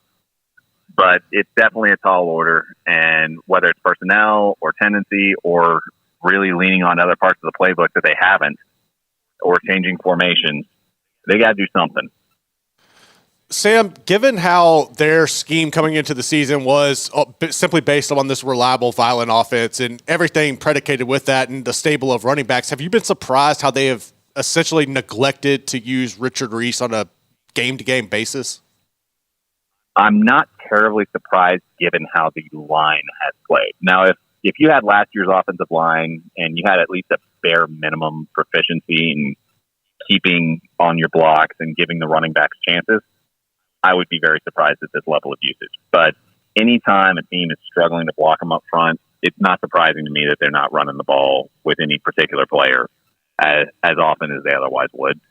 Because if you don't trust your guys up front to block, you're really going to have to lean on the other part of your offense. Obviously, Chapin's not at the level of the name I'm about to mention, and the line I'm about to mention was better than this one. But it reminds me a little bit of those Colt McCoy years at Texas, where the last 2, where the offensive line really wasn't all that good in run blocking. But the fact that you had a guy that could run it a little bit at quarterback, but was really, really proficient in the passing game, giving them some favorable looks, was able to carry the offense a little bit further than it otherwise would go. And you saw that offense really kind of peter out when they lost him in 2010. You know, it reminds me a little bit of that, where the line's just not there. So to a certain extent, what this offense is getting, it's really having to lean on Chapin for Baylor right now. And they're moving it all right between the 20s in some of these games, it's just they're not able to cash in for points. So what's the value of a 50, 60, 70-yard drive? You're only getting 3, or if you miss a field goal or if you fail on fourth down, you've got to be able to turn that into points. And that's the biggest disconnect here. If they can fix the red zone area, it won't look good. It won't be the offense they've had the last couple of years, but it would be better than they're getting now. Sam, you wrote about the experience that this team has. Some they got in the transfer portal, some of their guys. How much experience do they really? Is that something they can lean on, or is that something now that doesn't matter and they're 6 games in and have to scrap? Well, in that article, I was really highlighting that there's a lot of experience that went out the door in the offseason. You had 5 starting offensive linemen gone, plus Mose Jeffrey, who was a backup guard who had starting experience for you. He's gone. And you brought in the Barrington brothers on the offensive line. So really, apart from the Barrington, it's really Baylor relying on the guys that they've recruited out of high school. So it makes you wonder if you knew this roster pretty well, or steps taken over the last 2 years to build up that depth, to build in enough talent base for this offense to thrive once those names were gone. And then on the defensive side of the ball, you lost your top 3 nose tackles. And you brought in a good JUCO transfer in Darrell Boykins, who's been hurt all year. But there's no reason the team 2 years removed from a top 5 finish in year 4 of the coaching staff with pretty much systematic continuity, even if you have a new DC this year, the system's still pretty the same, should be having to start a 270-pound converted D-end and a guy who was 270 pounds for Oregon converted D-end last year as your top 2 nose tackles for the first couple games this year. You know, it really speaks to a lack of roster management. You know, why we're so few options taken in the portal that could really have shored up some weaknesses. Nobody's expecting to bring in Superman at every position, but much like those old Bill Snyder teams at Kansas State in the 2010s, you don't necessarily have to have world beaters everywhere, but having above average everywhere really takes a lot of weaknesses off the board for the opponent to attack. Yeah, Sam, I think that that they're kind of feeling the wrath of not getting in the portal and getting some veterans after the Sugar Bowl right now.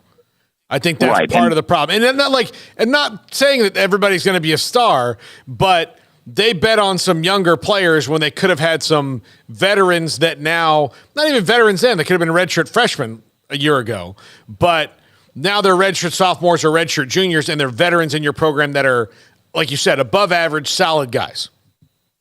Right. And, you know, after the Barrington brothers and Gavin Byers coming into the year, the offensive line had barely any experience.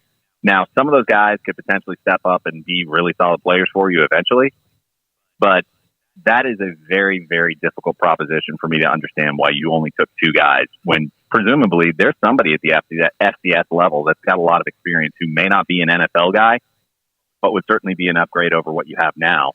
That if you're telling me that somebody in that position that decided to transfer to New Mexico State or Utah State or something like that, you telling me they wouldn't have jumped at a Baylor offer?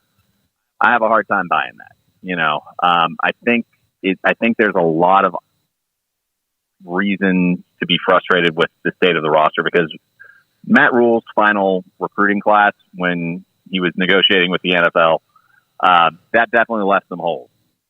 But you've had 4 years to fix them and a transfer portal and a very notable program that the year before you arrived and in your second year either made or went to the Big 12 title game and went to the Sugar Bowl in both of those years to help you recruit.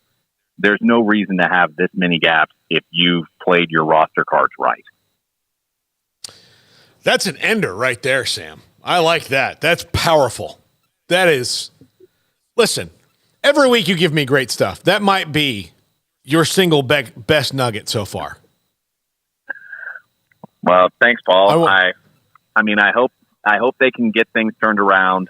I wish whoever's in the head coaching spot at Baylor, I wish whoever's in the coordinator spot at Baylor all of the luck. I think these guys are good people, But man, being here in year 4 after a top 5 finish is very, very difficult to understand. And it's something that definitely bears looking into. Absolutely. Sam Bradshaw, SicEm365.com. Sam, have a great weekend. We'll talk to you next week. You too. All right.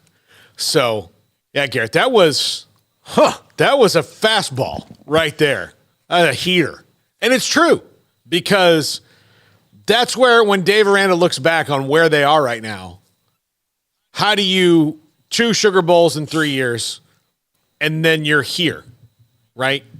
And I like that. That's the thing. And I'll point back to that, getting 2 guys, 3 guys. I mean, they got Jackson Player that didn't work. Like that, the 2022 team should have been chocked a lot more full of transfers, and not even guys who necessarily were going to play a lot, but guys that your plan initially was with Sawyer Robertson was to bank on a couple of years from now. Right. That he was going to be developmental, so that now you're in 2023. When they came in 2022, they got their little time, and then they went out.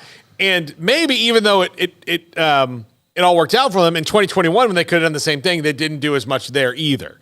Because you're here 2023, if you get somebody in 2021, they're playing now. Right. And so maybe they didn't do enough of that, and you can't go back and change that. You can only move forward. But in the moment of right now, where you've had severe depth issues. Well, I'm also concerned about the developmental part of this, because even the guys you've recruited, you have so many, especially in the trenches. I'm not going to name them, but they've went in and got a ton of guys that they've recruited in that should be making, you would think would be involved in this rotation and making progress. And when they've had opportunities, a couple of them have gotten out there, they're just nowhere near ready. So that's kind of what I'm concerned with this, because you're going out. I don't know if you're missing, I know you've talked about it a lot about the talent misevaluation. I want to know how much of it is misevaluation and how much of it is improper development or a combo, because there's so many guys, young, talented people that we were told they had all these expectations that you're just kind of lost in limbo and wondering where they're even at. So I don't know what it is with Baylor. I don't know what it is with the staff and the not being able to put 2 and 2 together. But yeah, to be in this position after 4 years of doing this and all of the high momentum that you were riding before you got to this point, it really is inexcusable. And I don't know what you do and how you fix that quickly, or even sell a glimmer of hope going into the future. Yeah, I don't know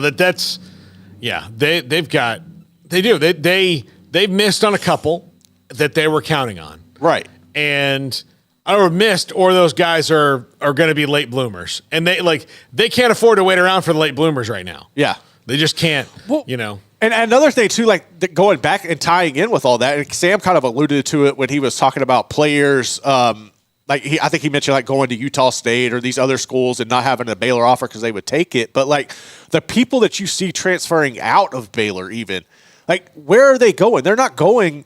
9 times out of 10, they're not going to other Power 5 rosters. They're going down a level. So what does that say about where you're at as a program and the caliber of player you're recruiting if when they're leaving you, they can't even go to another Power 5 program?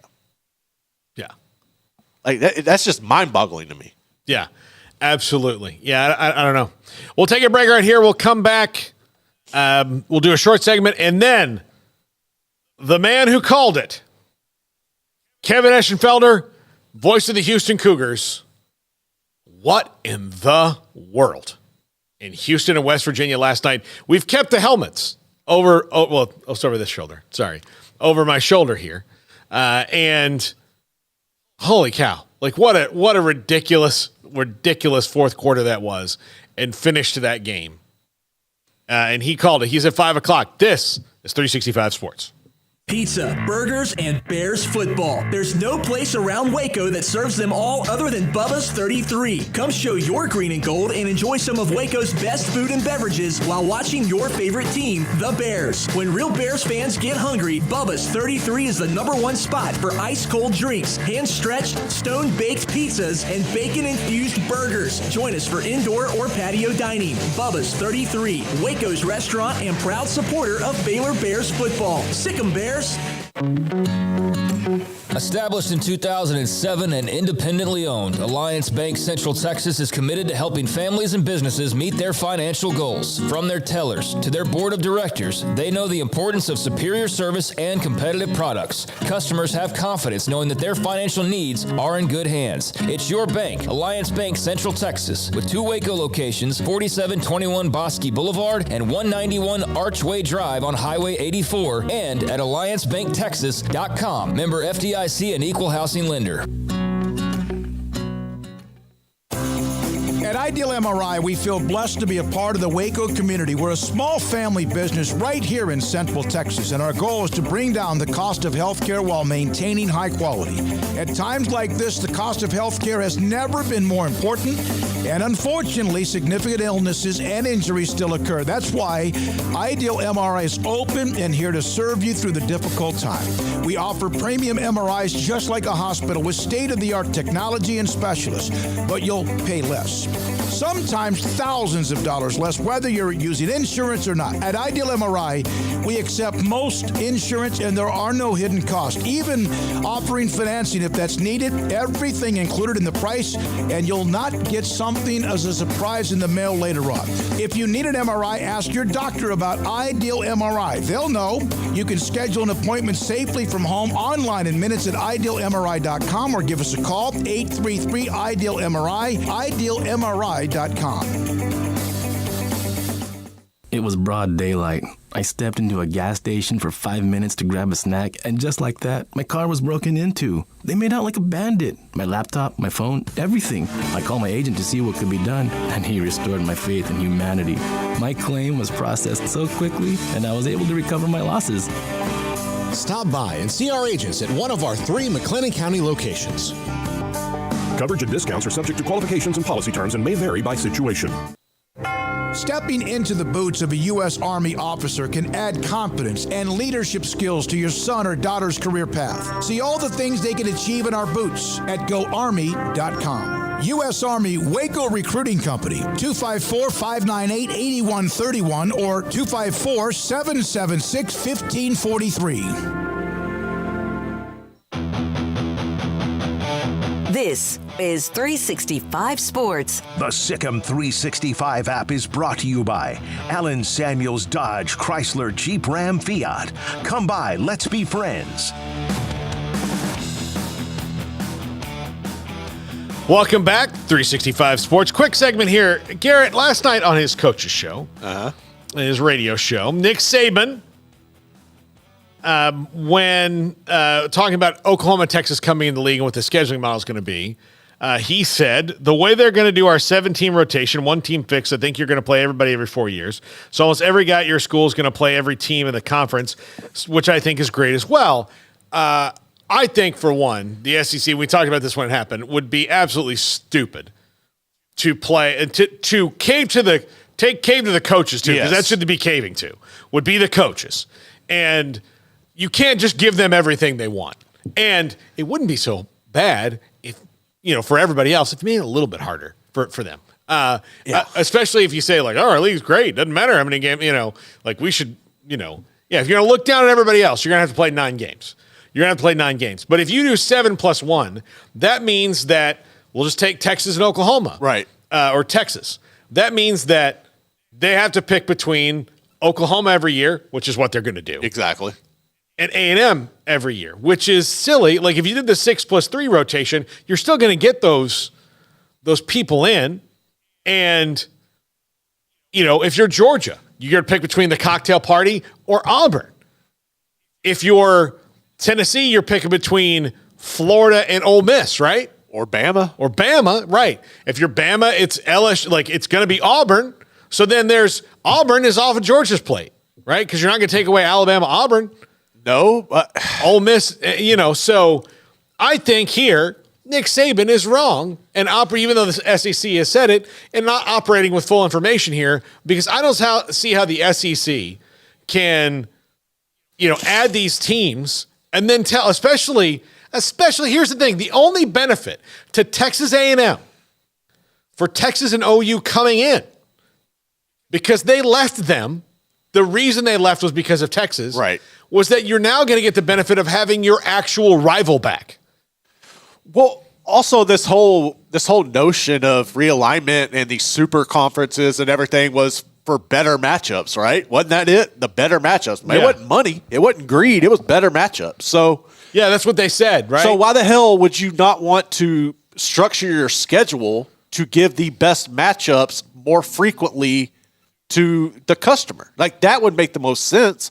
I mean, as an LSU fan, I want to see them play everybody as often as possible. I don't want to go 5 years without playing Georgia. Like, LSU's done that in the past. Every year I want to play Bama. I want to play Ole Miss. Like, I want to play Texas. Like, so the notion of doing the 7-1, it's just ridiculous. I think that there are so many long-standing rivalries over there. Like, the Egg Bowl. Like, okay, are you going to keep the Egg Bowl, or are you going to tell Ole Miss and LSU? I believe Ole Miss is LSU's longest tenured rival. So there's just so many elements and games that are going to get tossed to the wayside for years on end, and nobody benefits from it. It's a stupid idea. No, look, for A&M, like, if I'm them, I want Texas every year. Absolutely. I want LSU every year. Yep.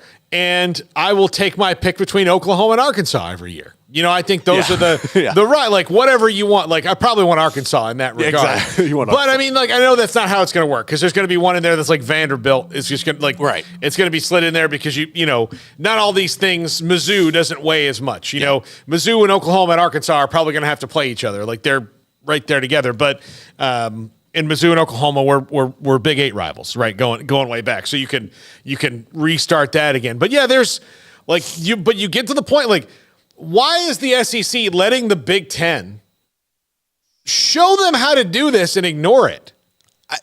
Arrogance? Like, that's the only thing I can think of. Maybe you've positioned yourself at the top of the mountain and you're arrogant enough to think you know best. Like, when somebody just plainly gives you the blueprint to something great, it's like the American way. You're still arrogant enough to ignore the facts and believe what you want to believe. Yeah. I just think, I think it's silly that you would do that. Now, look, that's Nick Saban saying what he thinks, because that's what they're going to do next year. In 2024, they're going to be 7-1. And A&M and Texas are going to play, and Oklahoma and Texas are going to play. But it doesn't balance out. It doesn't balance out in the end either, when everybody else is playing more conference games. Like, you've been able to hold this for so long. I think this is a breaking point where you can't do that anymore. Well, the other thing is, like, again, if they're going to want 4 teams of that 12, right? Yes. Every year. They're going to say they deserve 4. Well, you're not going to deserve 4 if, just for example, I'll tell you, the Big 10 is doing 9, and the ACC is doing 9, and the Big 12 is doing 9. Yep. Like, you're not going to deserve 4, because they will have taken more of a schedule, and they're also not, like, I think for some reason they've been able to hide it from everybody else, but that little like, McNeese in week 11. No, it's the week 12. Like right before the rivalry game. Oh yeah. Where you play McNeese. Like, that's gonna have to go away. That's gonna, like. Here's the other thing. I think that has to go away because you're trying to make November better. Right. So you can play that game week 1, but you're not playing it week 11 anymore. We're gonna separate it out. So. I also think that makes, because down the stretch anyway, you want the better matchups. You want November to be really intriguing and make the push for the 12-team playoff more entertaining. Hell yeah, you want that. I'll get Bob Thompson to get me a job as a TV exec. Maybe he's got connections. No, Flits. But as a TV exec, I would start, like, maybe pushing this, like. Again, if I'm ESPN and I own all the SEC outright right now, and they're telling me they're only going to play 8 conference games, I'd be like, no, hey guys, you want us to keep up with that money? Yeah, how are you going to get more money on the next deal? More games against each other. That was my, like, the money part of it. That was my first, like, that, and with the tie that in with what came out with Ohio State and Penn State being like, we're not going to play games on Friday. You're getting all this damn money. You're going to play when they tell you you're going to play. Yeah. Dennis Haiti debates if the ACC is going to 9 games. I think that everybody's going to have to. They're going to have to. I think everybody's going to have to. So, so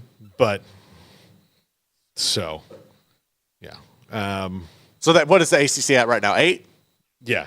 But Barry Crawford goes, Paul, who does FSU play week 11? Yeah, they play North Alabama. I'm not nuts about that. It's between Florida and Miami. But yeah, I'd rather play anybody in the ACC in that week. North Alabama can be earlier. Right. Not like they've only started doing that because they're like, well, if the SEC is going to do it, so are we. Exactly. So, yes, no, I'm not hypocritical. I'm not good with my school doing it. I think it's lame. It is lame. It's lame. My school does it all the time. Yeah, I hate it. I hate it. Stupid. I hate it. So, Dennis says the latest article from the Richmond Times says ACC isn't moving to 9 games unless they get a bump in their TV payout. Well, maybe that's how they do. So they're about to have more teams in the conference too. So they got plenty to negotiate. Yeah, they got plenty to work out. And look, the teams they're going to lose are going to go to conferences that are probably going to play 9 games. Yeah, so they might as well get used to it. Get used to it. So yeah, start playing 9 games. I think everybody should play 9 conference games. You should. I think it makes the season better. Well, I mean, everybody's got more teams in there. It makes more sense. But now, again, and plus the SEC logic of playing 9 games or 8 games is so you have less losses. Well, now you can have a couple more losses because there's more teams in the playoff. So stop using 4-team playoff logic in 12-team playoff times. But if you play, you can get 6 teams in if you only keep it a 7. Yeah, I know. Play 2 conference games. Yeah. Just do that, SEC. When we come back, the voice of the Cougars, Kevin Ashenfelder. This is 365 Sports. Edward Jones Financial Advisors Ben Erlinson, Chuck Verno, Brad Wilson, and Cam Heathcott understand these are difficult and changing times we live in, but they know how important your financial investments are to you. So is your financial advisor staying in touch with you and helping you navigate today's financial climate? Invest with Edward Jones Financial Advisors Ben Erlinson, Chuck Verno, Brad Wilson, and Cam Heathcott, who invest their time and experience back to you and your money. And like coaching athletes, investing money is about time, patience, and encouragement. Contact Ben Erlinson at 254-759-8533, Chuck Verno at 720 North 64th Street, Brad Wilson's location at 250 Sharon Drive in Woodway, and Cam Heathcott in Conroe. Edward Jones Financial Advisors, Ben Erlinson, Chuck Verno, Brad Wilson, and Cam Heathcott, proud sponsors of 365 Sports. Edward Jones, making sense of investing, member SIPC.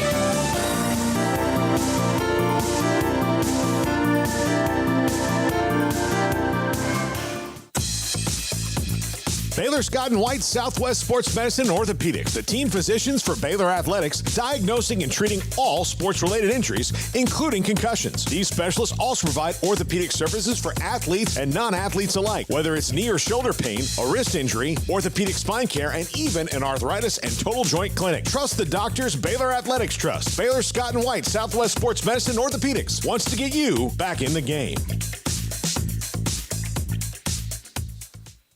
TFNB Your Bank for Life is the official local bank of Baylor Athletics. Find out why more Central Texas are making TFNB their bank for life.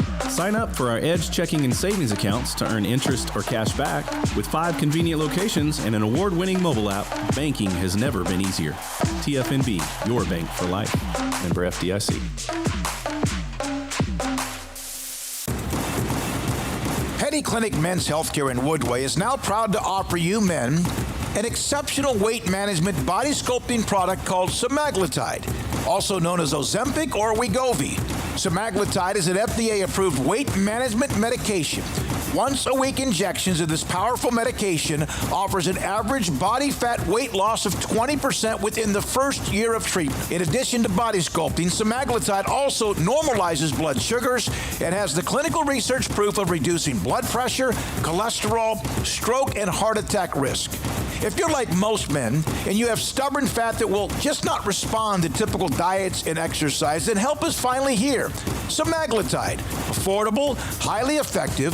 Google search Petty Clinic Waco and reach out to the Petty Clinic team today for a free consultation with Dr. Petty to see if semaglutide is right for you. Go to pettycliniclowt.com. The 365 Sports Friday Show is presented by Bird Culchin Ford and the U.S. Army Waco Recruiting Company.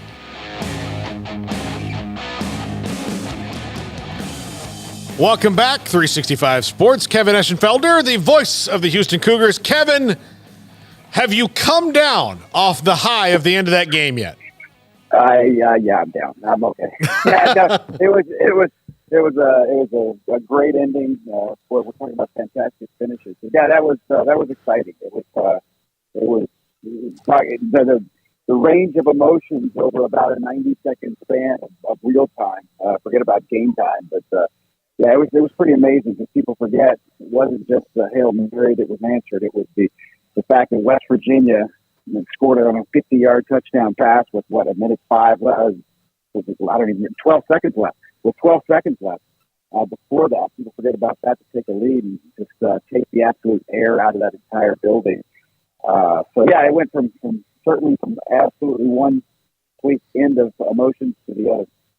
So just in your, how this works for people watching, when you're doing a game and that happens, I know how the broadcaster mind works. You start thinking like, oh, well, in the post game, this went from happy to sad real quick, so now you're going to have to ask Dana Holgerson different questions when you get them. You're going to have a whole different thing. So to have it change so rapidly had to be so wild just in your own mind of what you're going to do once the game's over. Yeah, I did. I mean, it was a definite situation, and I've done, I've had that doing years and 27 seasons of Major League Baseball and Astros. You get that you're ready for a game to end a certain way, and all of a sudden somebody hits a 3-run home run and it's a different way. But yeah, it was a quick mindset. It's always better to have it shift that way because you really think about it. It's really 3 different shifts because you're thinking about, wow, this is going to be a great post-game interview because post-game press conference because you're going to win. Then it goes from, oh my gosh, this is one of the most devastating losses. What do you talk about now? To this is one of the most incredible wins I've ever seen. So because it was really three different swings, and they happened quickly. And I'm glad it ended the way it did, obviously. And it was something it's one of those that you won't forget anytime soon.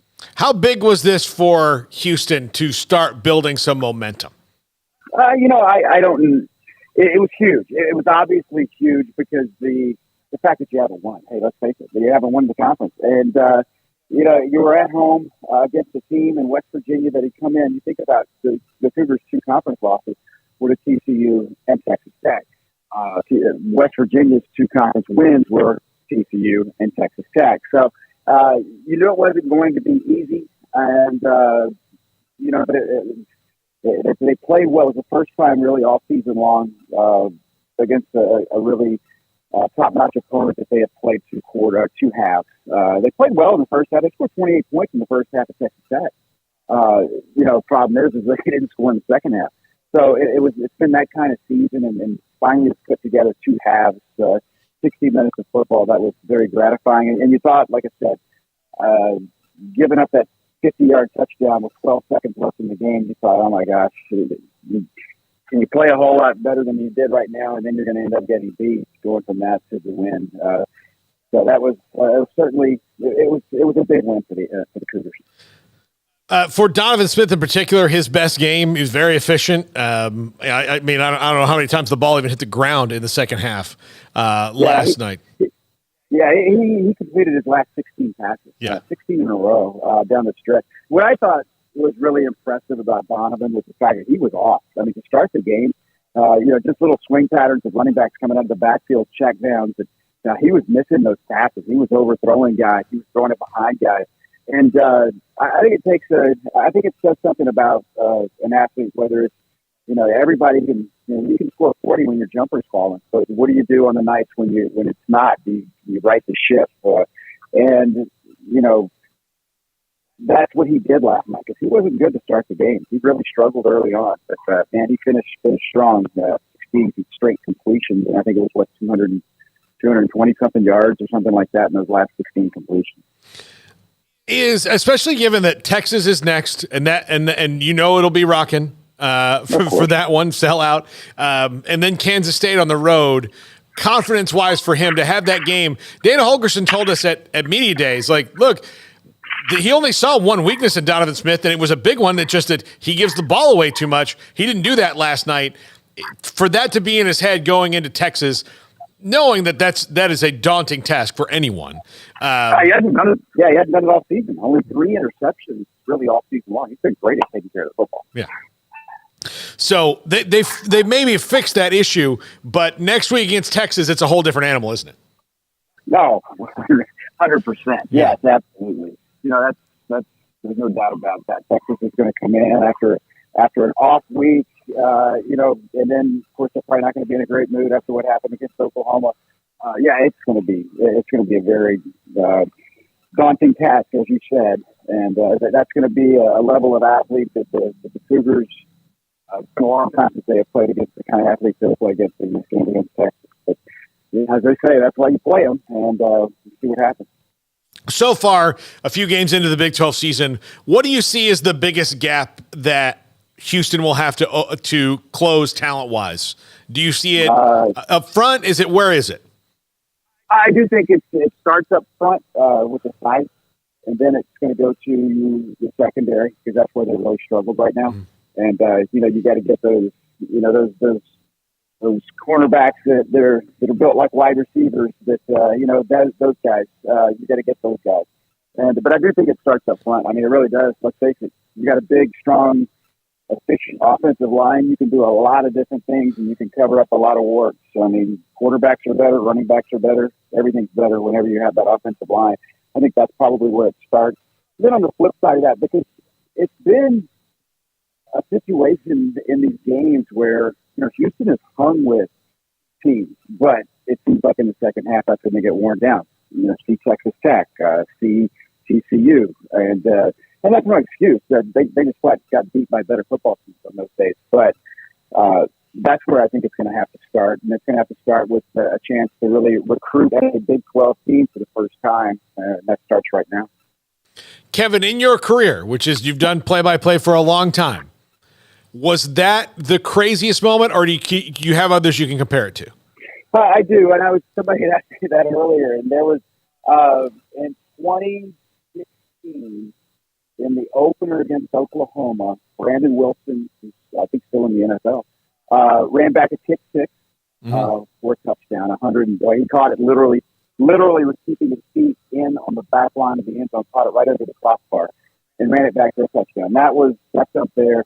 And then in 2021, Marcus Jones, after SMU scored to tie it with 20 seconds left in the game, they kicked off to Marcus Jones for whatever reason. I still have no idea.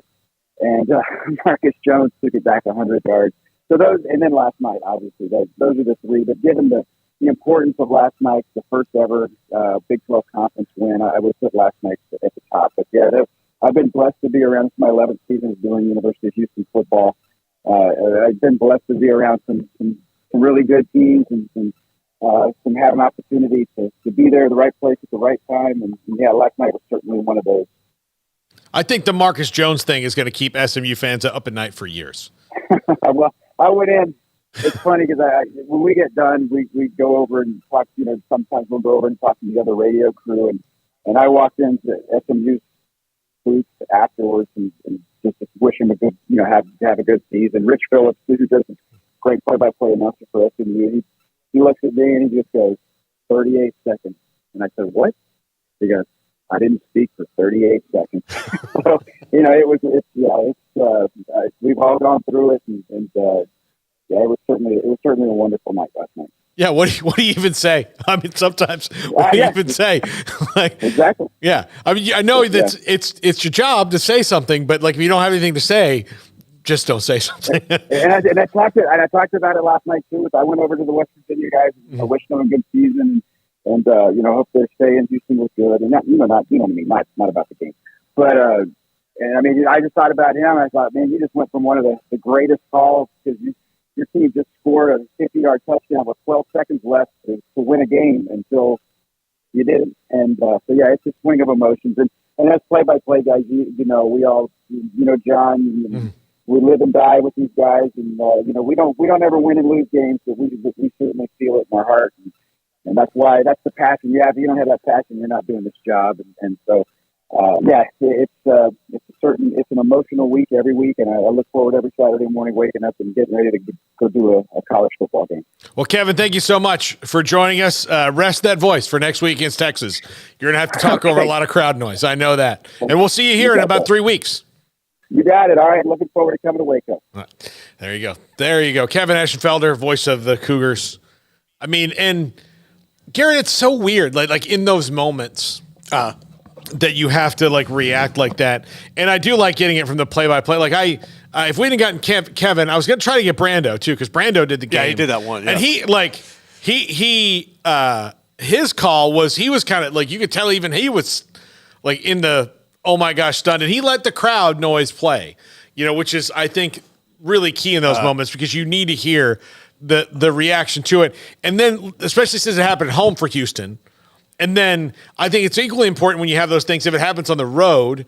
I thought last week, listen to the Miami calls and like listening to the, oh my God, the boos and they were throwing cups down on the field. And yeah, I think you brought up a good point. And I don't know how, I guess a lot of people won't really relate to it, but when you were talking about the thinking forward, it's situational thinking forward from the question perspective, and the emotional roller coaster and damage that can do, and how do you have to work on a fly? No, that game was incredible, man. I think if you go on Tim Brando's Twitter, I believe he called the last 2 minutes of that game the best he has called. And he's done a lot of great games. It was just really remarkable. I think that was big for not only the University of Houston, but the city of Houston in general. They've waited such a long time to be put on the same level playing field, per se, as the other big colleges in the state. And for them to have that moment and it come against Dana's former team, that's definitely one that's going to live forever for Houston. And just hopefully they can build on that game and carry the momentum going forward. Because, like you said, I mean, I'm really happy that Houston's in the Big 12. I think they're a fun university. I have a soft spot for them. So I'm hoping they can build on the confidence of that game last night and keep the trajectory going forward. Yeah. I'll just have the UCF game. We had the text chain going and couldn't get on the post-game show. We had some technical difficulties and we couldn't do it. But I went from dreading like, oh crap. Like, you know, I have to. It was like, I don't want to, like, what can you say? Like, you went to UCF and you just got boat raced. And then, you know, like the good things were like, well, they were moving the ball. Like, and after the first quarter, they were moving the ball, but they still weren't really scoring. I mean, they still like going to the fourth quarter, they still only had one touchdown on the board. Right. You know, and so I was like, well, you know, so this game's going to end 38-10 or 41-10, something like that. Like, you know, maybe they get a touchdown and it's 38-17. It doesn't look as terrible, but we saw how it happened. And then that comeback happened, and I was like, oh, well, now I actually want to do this. But and then we got to do tech. Last week. And that one was from beginning to end, just and they're hard. Like but you get those moments where it's like, oh, well, hey now. This is changed. And I'm trying to think of, because I haven't been doing post-game shows that long, because I was adamantly against it for a while. In the high school, we've always did post-game shows, and there have been a couple where you went from Midway one time was getting just drilled. Like it was just getting drilled by Belton, and I was thinking like, oh man, this is going to be, you know, because in high school you do have to be a lot nicer. Yeah. Because it is high school kids. Yeah. So you can't just be like, well, the left guard sucks. Right. He should quit. What? Transfer. Go to 4-H. Judge pigs. No, like you can't do that. You know, you know that's not what you do. So you have to. So I spent those times in games where teams are getting blown out, thinking about, you know, reasonable ways to say things. I did the high school I did the first couple of years I was in the business was really bad. I mean, They won 2 games in the 2 years, or maybe 3 games in the 2 years I did there. 3 years I did it, and so they weren't good at all. And so you had to find ways to, be polite about like, here's the issues they're having, comparing the other team. But like there was one against Belton where Midway just like roared back, and I remember thinking like, well, this is going to be way easier now. Yeah, because now I can just say, well, the first half was kind of an anomaly, and here they are. So have you had doing play-by-play or color and or in person just as a fan, are there any endings that come close to what we saw last night that kind of rekindle your memory? Midway and Longview was a crazy that one. was pretty crazy. That was a crazy one. It was, for people who don't know, it was a high school. Midway won the game and went to the state championship game. They eventually lost. It was cold and rainy. Craig was pissed down on the sideline. Just every time he came up, he looked like he was gonna like kill a puppy. I mean, just angry because it was cold and rainy. But it was a great classic game, and in a playoff game in December. It was at Allen, the big stadium, and that one ended kind of crazy. Terrible weather. Yeah, it was terrible. Then Allen had, or Longview had this great kicker. I don't know where he is now. He went somewhere but. He like missed kicks for the first time that year, and that's how they won the game. College-wise, I'm trying to think. I'll tell you, RG3 to Terrence Williams was like that. Is that the one? That was one of the craziest things I've ever seen, because I was up in the booth and I'm returning to the person to my left. And as the play was going, I was like, no way. Because you could see it was going to happen. Yeah. Like, you could see what was developing, because you're like, no way. Because in that moment, you can't think of how huge this play would have to be. It was, well, maybe they can do something.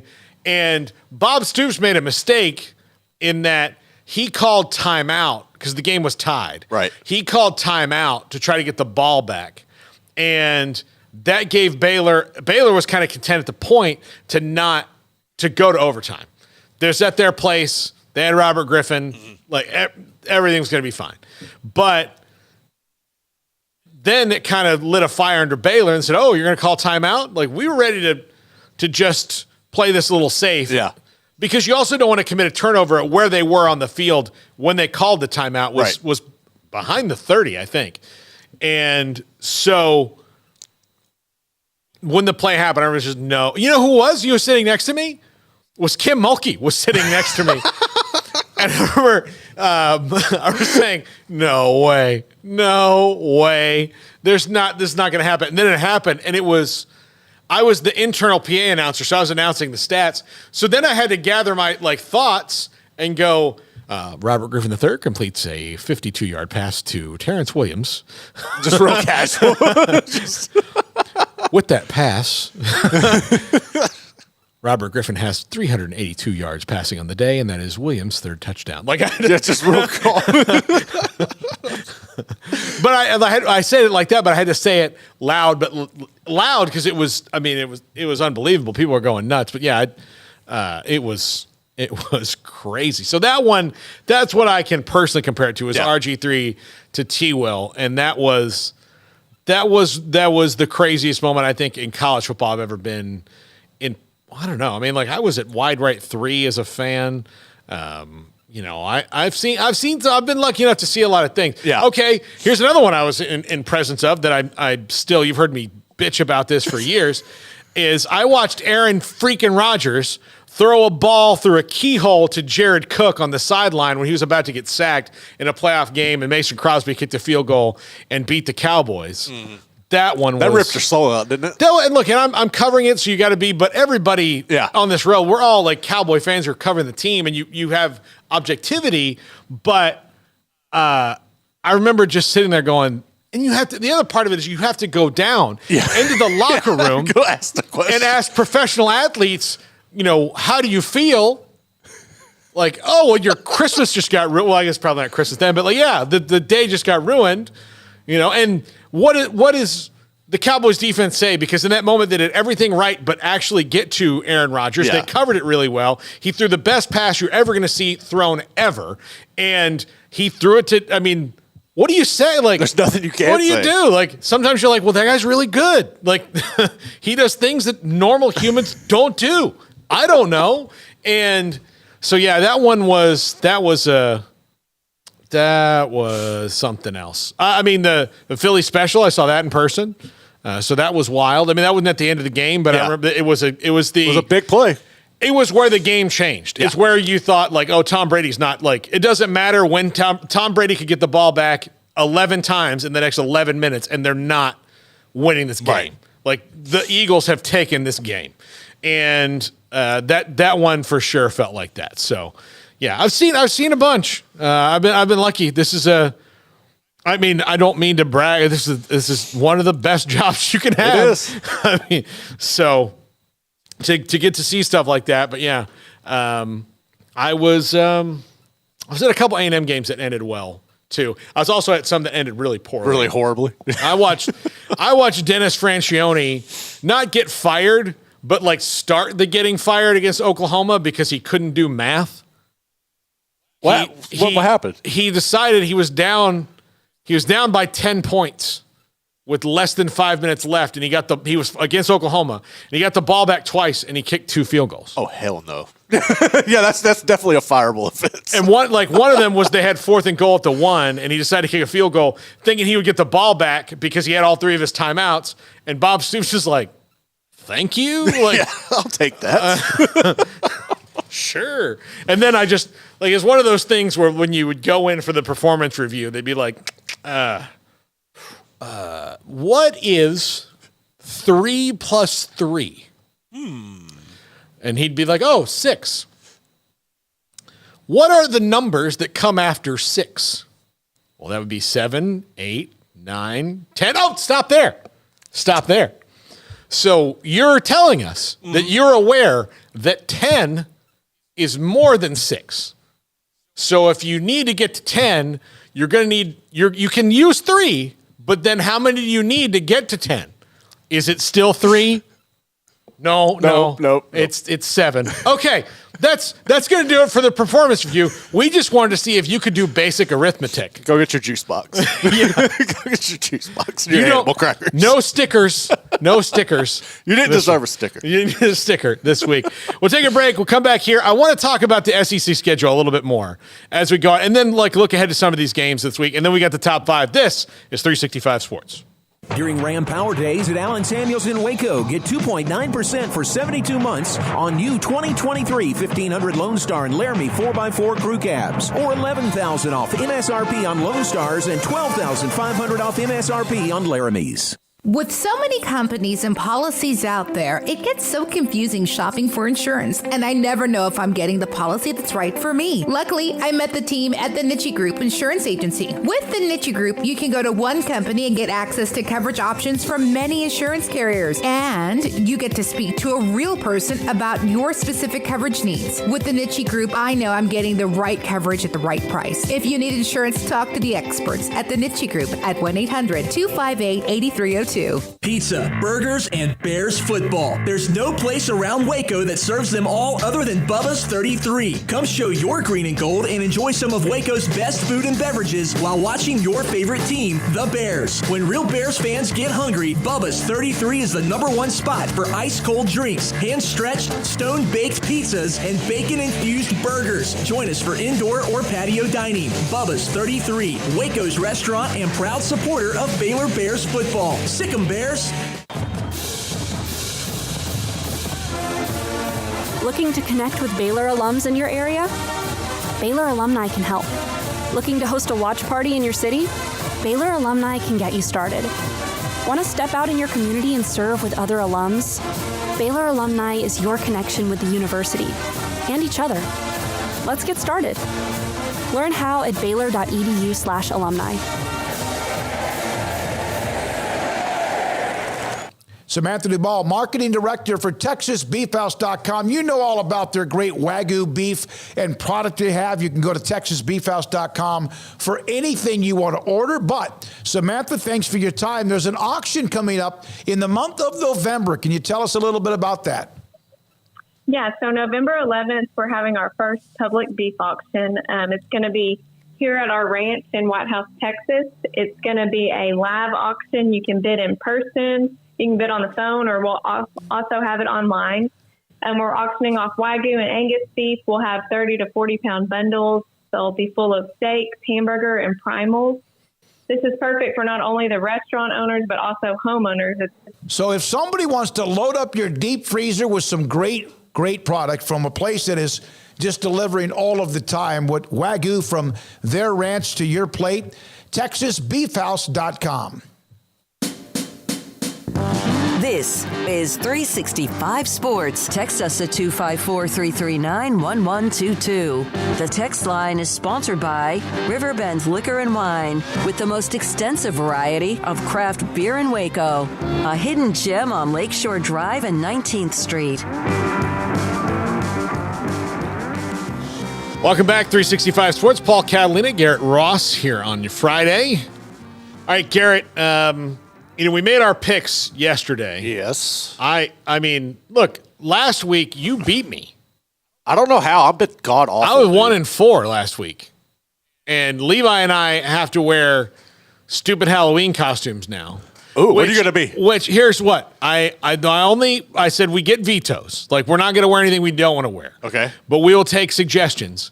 It needs to be, since we're both doing it, I think it needs to be themed. Like a couples or something? Yeah. I suggested Batman and Robin, and Pierre said that, like, Adam West, the Batman and Robin outfit, which I think would be my favorite. That would be hilarious. But open to other suggestions for that punishment, which we will do them all at once.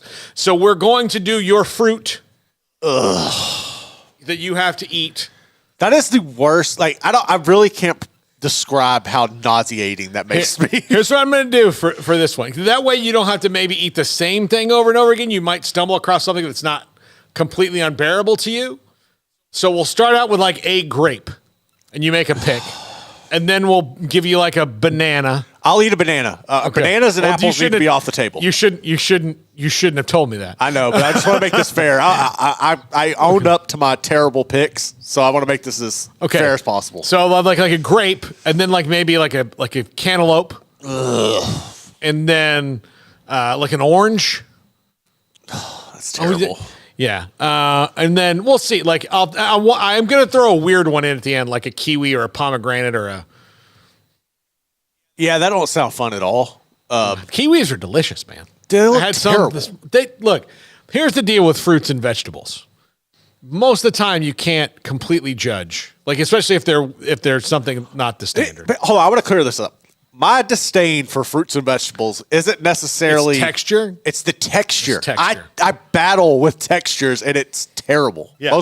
Most fruits are god awful when it comes to textures. And this shouldn't come as a surprise to anyone looking at this rotund face. I struggle with some vegetables. I do. I'm very happy that I didn't have to eat cauliflower and make picks. Yeah, that would have been fun to watch. But here's the thing. I like broccoli. Broccoli does not. It bites back. It doesn't share the sentiment. Yeah. It's very mad that it entered my body. It's just fighting to get out. No, and I learned it in the worst possible way too. I was on a date and I was like eating like, broccoli on the side, and I mean, obviously not the woman I married, but like I remember like we were at this movie and I'm like, oh my God. Mm-hmm. There's just no way I can stop this. There's no way I can stop this. Like I'm going to leave the room and like go hope it clears out. But like, there's no, like she's going to know. Definitely crop dust. Yeah. There's no way. But yeah. Dust. So no, I'm glad, but we're going to do them all at once. So I'm excited about that. Justin says grape, orange, banana, mango, dragon fruit. But see, I could do a banana. Grape, orange. Man, I don't know, dude. Like some of those, I'll do it. I owned it. I'll do it, but it's not going to be pretty. Yeah, Jack. Like, and we might have to offer a trade out. This week is cold tub. You have to make the picks from a cold tub. Anyway, if you do, which could be refreshing and good for your muscles. Just Wim Hof it, huh? Yeah. Were you at the radio station when I did the segment on the pregame show from the cold tub against Kansas State when it was? That would have been before me. All right, before you. Yeah, I was.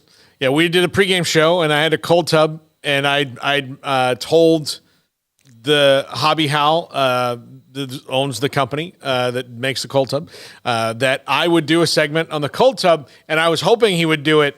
We could line it up for September. Yeah. When even though it's really cold, at least when I got out, it was 90 plus outside. But it was the last game against Kansas State, and it was freezing outside. They didn't even have to turn the tub on that much. And I had to go and do. I did the segment in there. And then Smokey just let me go home. Just pitied you. He's like, you gotta go home. He's like, I'm like walking around. I'm still cold. But I was wrapped up. I couldn't get warm again. We saw 2 hours before the game started. He goes, just go home. I took 4 showers. Just trying to warm up. 4, hot water gone in my house, waiting for it to come back up. And then a couple more later on, just sitting there soaking it in. Okay. This week, some of the games we didn't pick, I'm interested in. I think A&M and Tennessee will be interesting to see how A&M responds to last week if they can go in. Tennessee is very, very beatable. It's a tough place to play in Knoxville, but I do think that the way that Joe Milton's been like this, A&M could very well go in and win that game. But man, the way that they let that one get away from them last week, I worry that if I'm an A&M fan, it sticks with them. Yeah, it's playing Bama is difficult, and a lot of teams. This is my only concern because I think A&M roster wise has the better roster than Tennessee. It's difficult to go to Rocky Top, and I've mentioned this before, but so many teams play Bama or they'll play a Georgia or somebody. It just the mental drain and the physical drain from playing that game carries over to the next week. And so many teams stumble. That would give me pause if I'm A&M about being able to win. But I think I would probably ride with the Aggies, though, dude. To bounce back, go in. Because like you said, this isn't Tennessee from last year. They are struggling. I don't know if they have anybody that can match what A&M has from a talent perspective at skill positions. I'm just not sold on Max Johnson as a quarterback, especially in big games. That's where I'd also be kind of hesitant if I was an A&M fan. Yeah. We did pick UCLA and Oregon State. I was the only one who picked UCLA. They burned me, so I didn't. Yeah. I'm not going back with them. I don't know. I haven't picked UCLA in the games. I picked them. I've been right when we've picked UCLA. Right. So I'm betting that I'll be right again. I feel like I've got a read on them, but that's when it'll bite you. That is, yeah. That's when it'll bite you. Iowa, Wisconsin. Wisconsin is only has the one loss, and it looks like they're starting to maybe put it together a little bit. So let's see what happens. I think. Look, Iowa's got a great defense, but I'm curious to see that defense against this Phil Longo offense. Yeah, I don't know if Tanner Mordecai is probably going to turn it over. Yeah, Tanner's definitely – that defense is going to force Tanner some turnovers. I just don't know if Iowa has the dogs within their secondary to match the playmakers on the outside for Wisconsin in that game. But I also feel like that's a game where they're going to make it as ugly as possible. I would not be surprised if Iowa beat Wisconsin, just given that how they operate – the talent, the skill set they have on their defense. That's an ugly matchup waiting to happen. Yeah, it is. It absolutely is. We'll take a break. When we come back, the top 5. This is 365 Sports.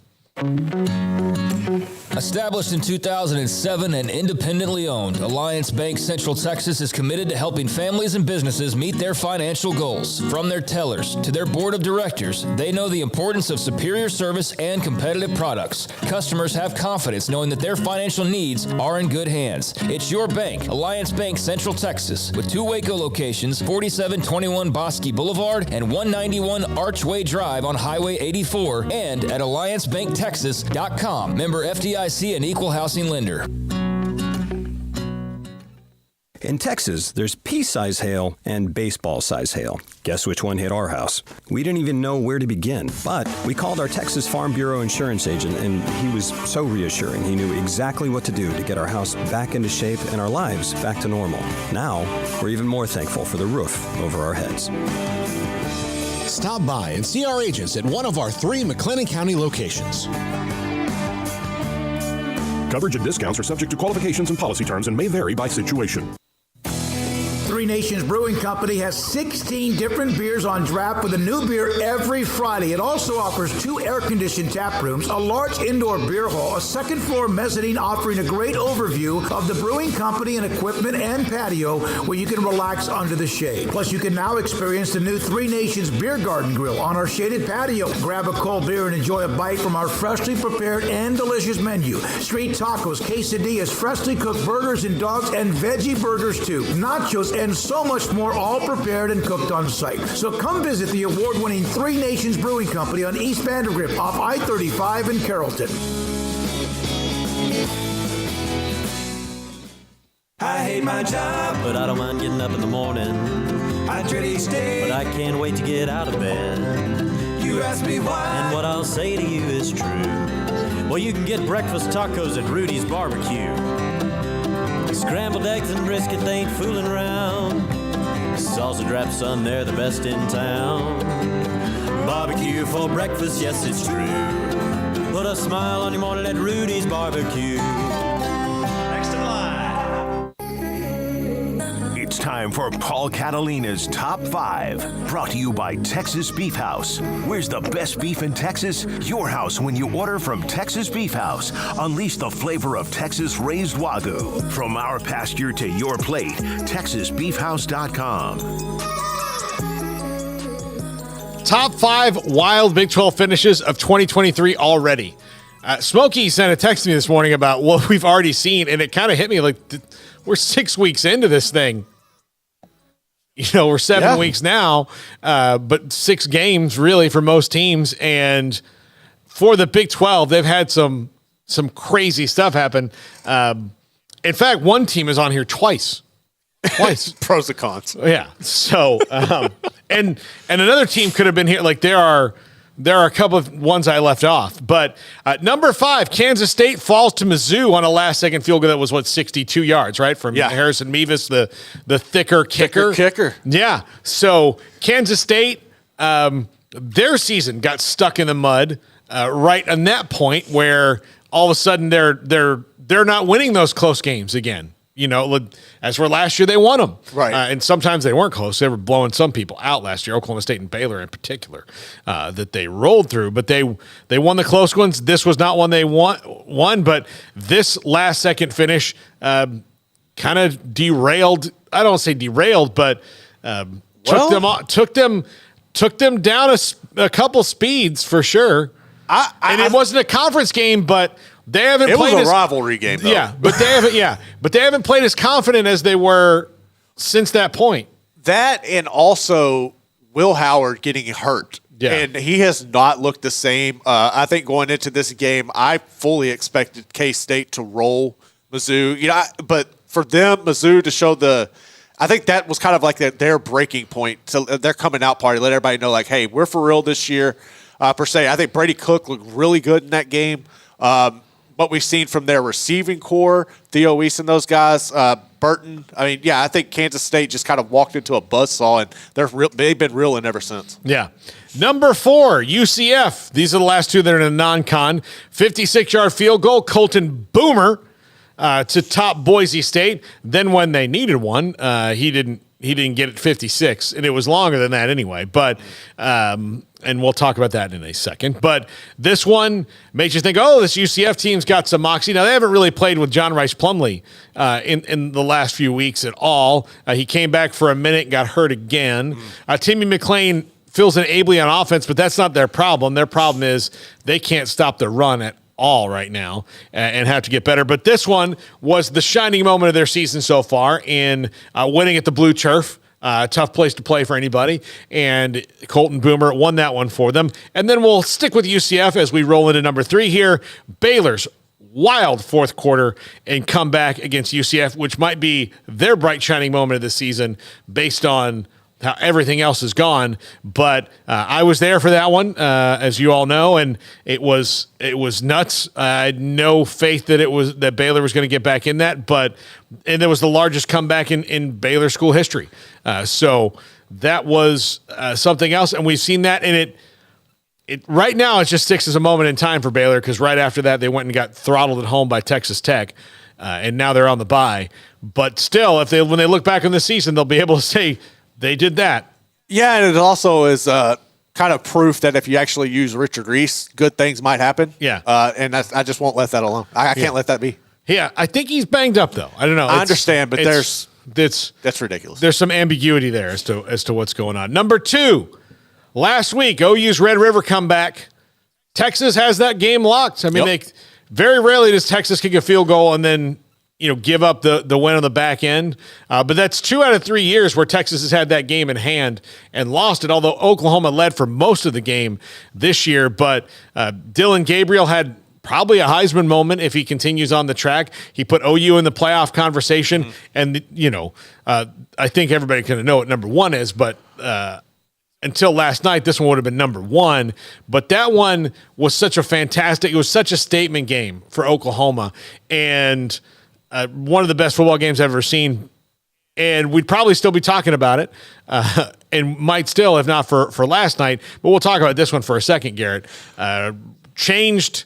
I don't think it completely changed Oklahoma's season, because there was a good chance that might have been the only one they lost anyway. Right. As good as they are, especially seeing how it worked out. But it certainly made you think differently about where their season could end. I was not real high on Oklahoma. I'd only caught like bits and pieces of them throughout the season until that game. So for me, it kind of opened my eyes to what they are doing and building as a program. It would baffle me, and I'm not an X and O's guys. I'm not ever going to pretend to be. But that last drive, I was baffled how Texas just automatically went prevent and never pressured Dylan Gabriel. I felt like that was a major flaw, and that was something that Phil Bennett addressed when he came on. I was glad he did, man, because I feel like Texas defense in that moment blew an opportunity by just getting too conservative and laying back. And anytime you have that offense and those type of playmakers, you can't do that. I don't want to take anything from Oklahoma, but that was one thing that sticks out is I think Texas kind of mismanaged that last possession and let Oklahoma cook them in the end. Yeah. So Wyoming over Tech would have been one of them too. How that one ended in overtime. So that's another crazy finish we left out. But number 1, Houston Hail Mary to top West Virginia last night. Just ridiculous. Where West Virginia has a 50-yard touchdown pass to take the lead. And you think, okay, they got out of that with a scare. You're about to be 5-1. 1 game away from bowl eligibility. They weren't in a bowl last year. Neil Brown is on the hot seat. I still don't think I think he's removed himself from it. Yeah. I think they'll finish fine. And this is the nature of the Big 12. But Houston getting their first Big 12 win in 12 seconds. 12 seconds. That's just insane. And even though this didn't happen in the Big 12, it just comes off. Sometimes these things happen. Like, people see it, you get confidence, you can think of it, it's in your head. I do think that when you see things that have happened in the last few weeks, Miami and Georgia Tech, and you're in that situation, you're like, well, can't hurt to try. Let's go. No, that was a remarkable play. I don't, just the lead changes, the whole way that came in, gut-wrenching if you're a West Virginia or a West Virginia fan. I know we have a lot of them listening. I really feel for them this morning. I'm pretty sure they didn't, and not being able to burn the couches and everything, that had to been frustrating. But no, that was a lot of fun. Great win by Houston, and just emotional damage to Dana Holgorsen. I can't imagine what he was going through. Just the storylines, that being his old team and everything. Happy for Hogo to get that win. Yeah, absolutely. All right. Thanks to Garrett for producing today. Thanks to all of our guests, Kevin Ashenfelder, Sam Bradshaw, Grayson Grudhafer, Jamie.